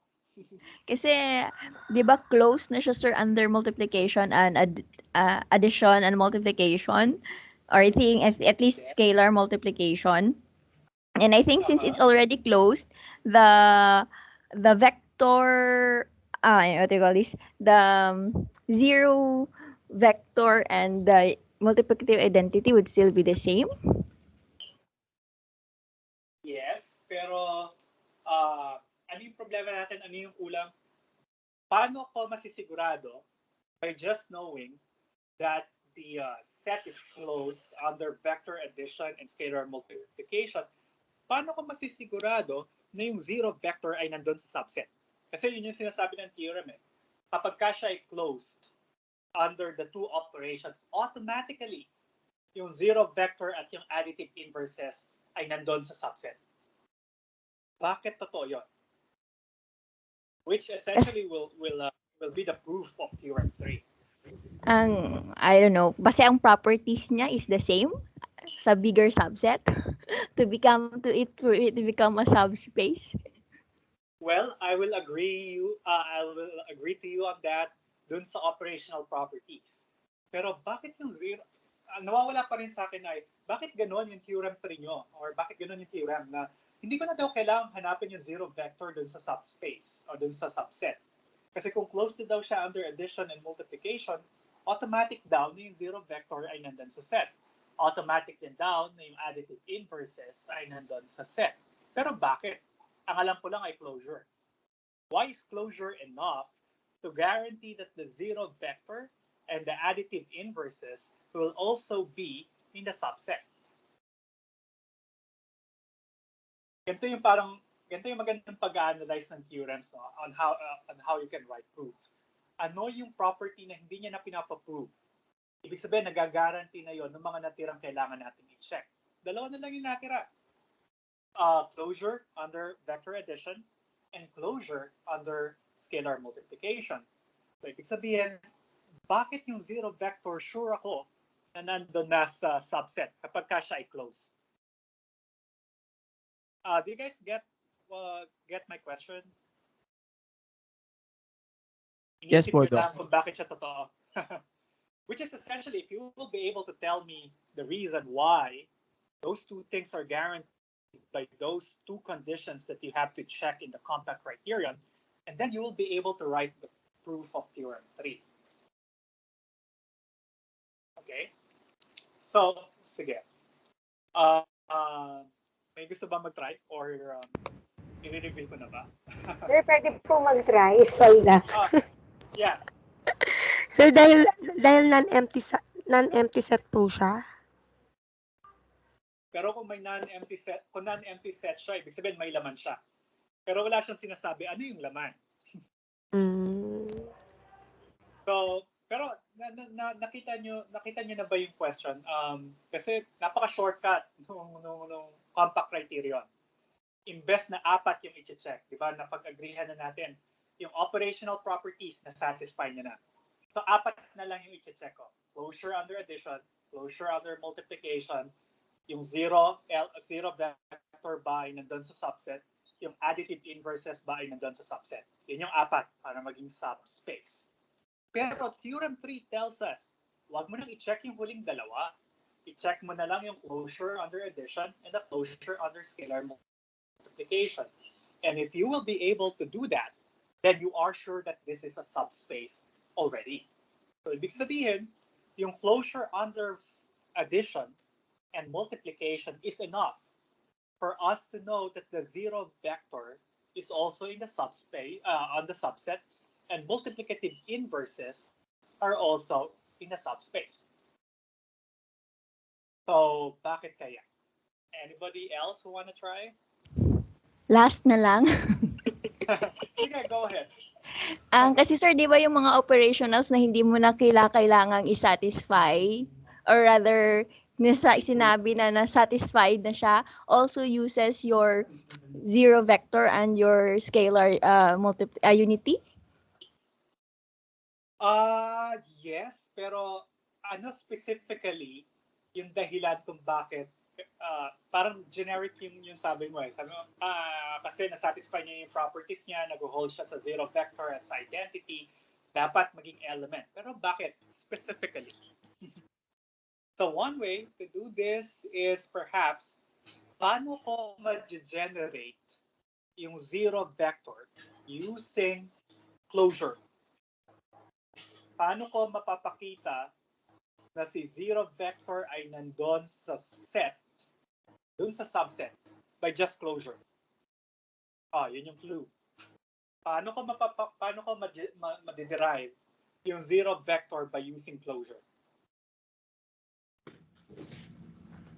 If you add Sir Dexter po ata niya sabihin.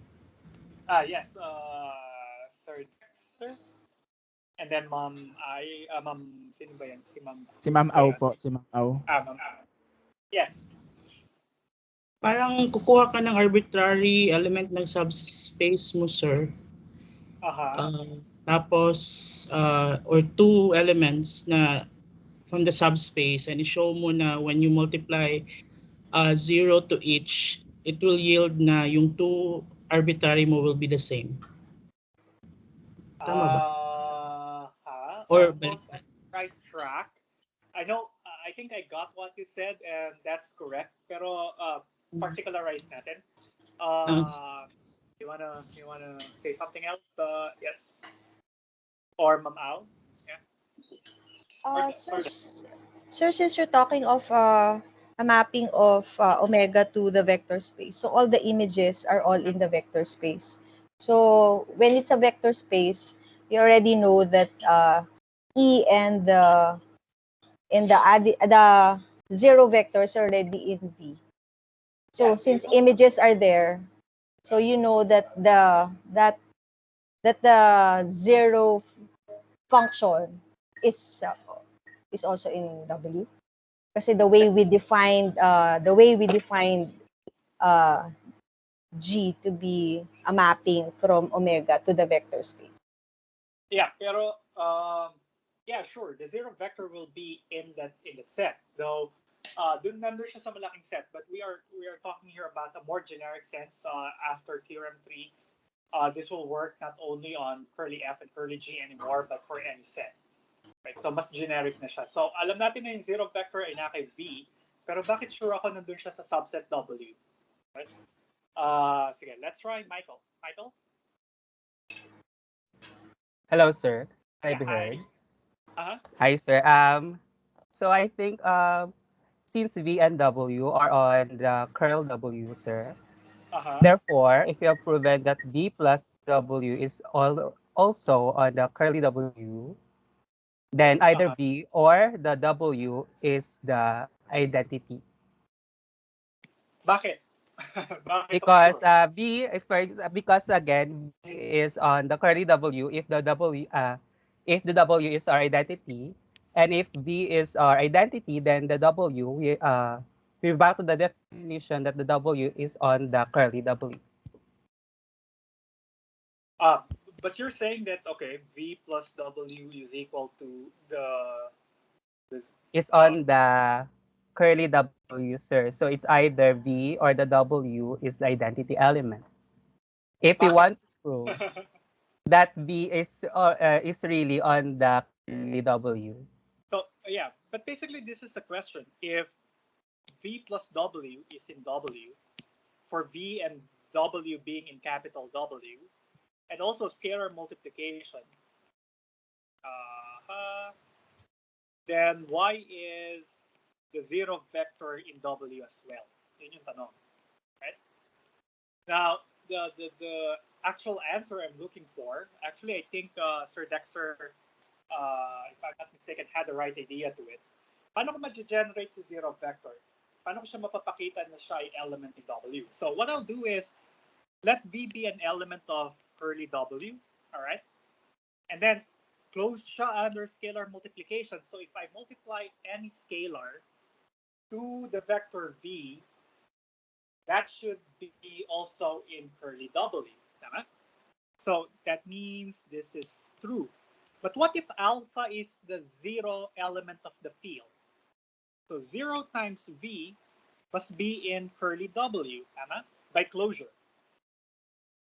Do you guys agree? Yes, sir. The 0 in the field times the vector V, which belongs to W, the product must belong to W as well because of closure, right? But what is 0 times V? What is 0 times V? That's E. That's E, right? By one of the statements in proposition 1. So that means, really, if your set is closed under multiplication, under scalar multiplication, then it follows that the identity is an element of W, or the zero vector is an element of W, because the zero vector can be written as the scalar 0 times any vector in W, and by closure, then that zero vector must also be in W. Tama ba? Mukhang medyo obvious siya, pero di ba yung thought process medyo mahirap makarating to argue the obvious. Pero that's the reason why the zero element is in W. But does that make sense? Yes, sir. Right? So I hope that gives you some insights on how to write proofs like this. I see, Ma'am Al, do you have a question? Sir, none po. Okay, yeah, sure. I just saw your So, hand. Okay. Now, ano pa yung isa nating problema? Yung inverse, additive inverse, sir. Bakit naman yung additive inverse? Sure tayo yun. Nandun sa element, nandun sa W. So same argument, sir, since close siya under scalar multiplication, so you can have an element na -1 times a certain V, now which is actually your negative V, Right. which should be an element of W. Exactly. But what is the reason? Why is this true? But I think it was given in proposition 2, right? So I hope it is clear that this is not -1, the number, times the vector V will give me the negation of V, because there's no notion of negation here. What I want you to get from this statement is that this is the additive inverse, of the unity times a vector by proposition 2, or by one of the statements in proposition 2, that will give us the additive inverse of V. And by closure, this guy is in V, which is equal to -V, so this must also be in not V, but W. Right? W. Right. Another way is, can I use the addition thing as, actually, hindi ko pala magagamit yung addition. I guess that's fine. So, and then if you will just formalize the statements that we just wrote here, you can write a nice proof for theorem 3. And I hope this will give you an idea how to do the proofs a little bit, right? Okay. Let me see. Yeah, I guess we had been talking for 2 hours now. Okay pa ba kayo? Or is that too much of math for today? Tapos bedweather pa, no? Nagsimula lang umulan. Okay. I would suggest let's call it a day at this point, and just let's just schedule another meeting for the rest of the module, if that's fine with you guys. Kasi baka naman information overload na kayo. Though I can stay for another 2 hours, but I don't know you. Kasi medyo nag-enjoy na nga ako mag-discuss eh. Nararamdaman ko na sa fluctuation ng pagsasalita ko. Masyado na ako nasayahan. But I hope you guys are also having fun. Hindi lang ako yung nasasayahan dito, no? But yeah, let's see. Let me see what are the other things. Yeah. Okay, I have a couple more theorems here. Okay, and then yeah, I suggest let's call it a day here, and then continue reading on the part of the modules, the rest of the modules. Then let's recap it again on. Are you guys good on Wednesday? Same time. Just for the rest of the modules, or the rest of the module. Yes, And sir. then medyo mahaba-haba pa pala, no? Haba And then since we will be meeting on Wednesday, probably I can afford to extend the deadline for homework 2 by another day, so that we finish discussing module 2 on Wednesday before giving you the deadline for homework 2. Para medyo meron pa kayong isang day after ng meeting natin on Wednesday, so that you can finish or wrap things up with your solutions to homework 2. But I guess some of you already finished homework 2, so kudos to you guys. But for those who haven't yet finished the homework, take your time.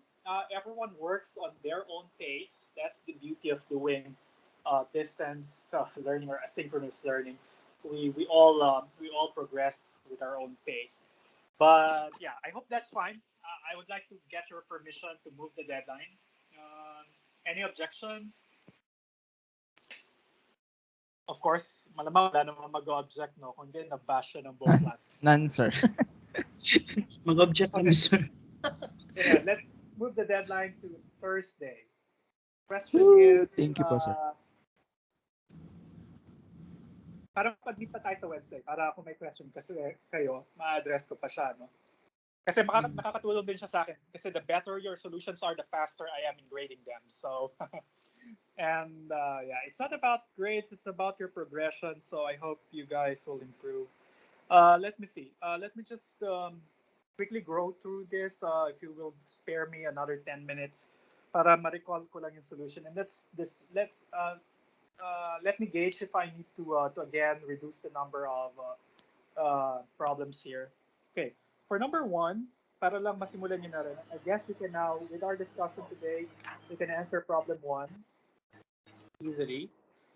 Vector space V, okay, you want to show that this is a vector. This is a vector space. So for problem 1, you need to check all the conditions of definition 3. So lahat nun kailangan yung ipakita. But the beauty of the proof for number 1 is that this heavily relies on the property that the function values are elements of a vector space. So yung associativity, commutativity, existence of yung dalawa lang pala, distributivity, they all will rely on the same properties for the vector space V. All right, so that's the clue. And then you need to define what is the zero vector or the zero function, and what are the additive inverses for elements of curly F. All right, so it's pretty standard. Medyo mahaba lang isulat, but I hope you guys can do it. For number 2, it says that there exists a unique Y in V that acts as Sir, do we have a standard way of showing uniqueness? Right. So I was about to say something about that. Well, standard or well, I don't. Let's call it standard, but it's not the only way. So, una, the statement number 2 has 2 components to it. It is claiming that there exists a unique there exists a Y, and aside from that, that Y is unique. So you need to you can't give me a 2-tier proof for this. First is to show the existence muna. All right. So you could construct, or you can tell me what is the Y in V so that this statement is true. Okay. So pwedeng by construction. So given ka ng V, you start with a V and a W. So assume mo, okay, kukuha ko ng V at W mula kay capital V. Gusto ko ipakita na merong Y na nag-exist such that this equation is true. One way to do that is to tell me what that Y is. Y is equal to something that depends on V and W. Kasi you only have V and W to begin with coming from the vector space V. So if you can solve for Y, and that Y, you should argue that that Y is also in the vector space V, then you have proven existence. Right? Pag na-construct mo si Y such that this is true, and you can tell me why that Y will be in curly V, then that's your proof. And then the next step is to show existence. By the way, this is one other notation that I might use in the future. Pag merong there exists, followed by an exclamation point, that means there exists a unique. So just to emphasize yung exclamation point, pag may ganito, unique lang yung nag-exist na ganung element. All right? Now, a standard way of showing that such an element is unique is to assume that there are two such elements. So suppose there exists a y1 and y2 such that v plus y1 equals w and v plus y2 equals w. Parang ina-assume mo yung contrary ng statement. So kung gusto mo ipakita na unique, a standard way is to suppose that there are two such elements satisfying the same condition, and in the end, you should be able to use this supposition in order to show that y1 is equal to y2. So that's the standard way of showing uniqueness. Assume that there are two such things and show that those two things must be equal in the end. So that's enough proof for uniqueness. So try that one. I guess that's how I wrote my solution to problem 2. So you can do it that way. Number 3, there's a question mark at the end. I'm not sure if it's a vector space or not, but I am telling you that it is not. I hope I won't spoiler fun, but this is not a vector space, if I'm not mistaken. So mukhang hindi siya vector space, so you just tell me why. Again, you don't need to write the proof that other conditions are satisfied. It is sufficient that you tell me and you convince me that one of those conditions are not met in the definition. So ipakita nyo lang. Convince me without a shadow of a doubt that one of the conditions are not met. One of the conditions is not met, then that's sufficient proof. Okay? And I guess that's also true for number 4. Number 5 is a conceptual question. I want to know your take on this. Probably we can talk about problem 5 more when we go to equations 36 and 37 on Wednesday. But check this one out. This is a fun exercise, and I hope to get an idea of how you reason out or how you explain things in writing when I see your solutions in problem 5. And then,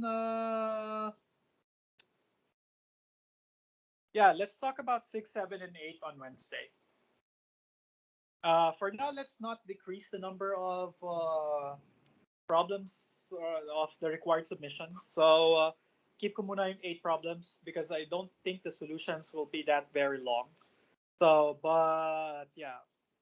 But I'm still open depending on how your progress until Wednesday is. All right. So I hope that's fair. Let's decide on Wednesday. Okay.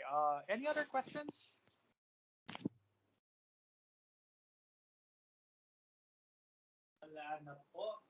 So with that, I hope you enjoyed the rest of the gloomy afternoon.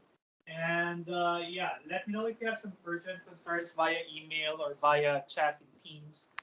Those who submitted homework and problems this morning, I'll get to them probably later tonight. So I expect the feedback to be later tonight or early tomorrow morning. And then I'm working on finishing Module 3. Hopefully it should be up by Wednesday as well, though we still have Module 2 to talk about in one of our meetings this week. But yeah, let's finish Module 1 on our Wednesday meeting. But I hope you are making progress into Homework 2. because the only thing I can give you now is an extension of homework 2 until Thursday. But again, that extension is just an extension for the markup, right, and not for the final submission. All right, guys. So with that, thank you for coming today, and let's see each other again on Wednesday. Thank you, sir. Thank you. Thank you po. Salamat po. Thank you, sir. Thank you, sir. God bless. Thank you, sir. Yeah, you're all welcome. Thank you so much. Thank you, sir. Good afternoon.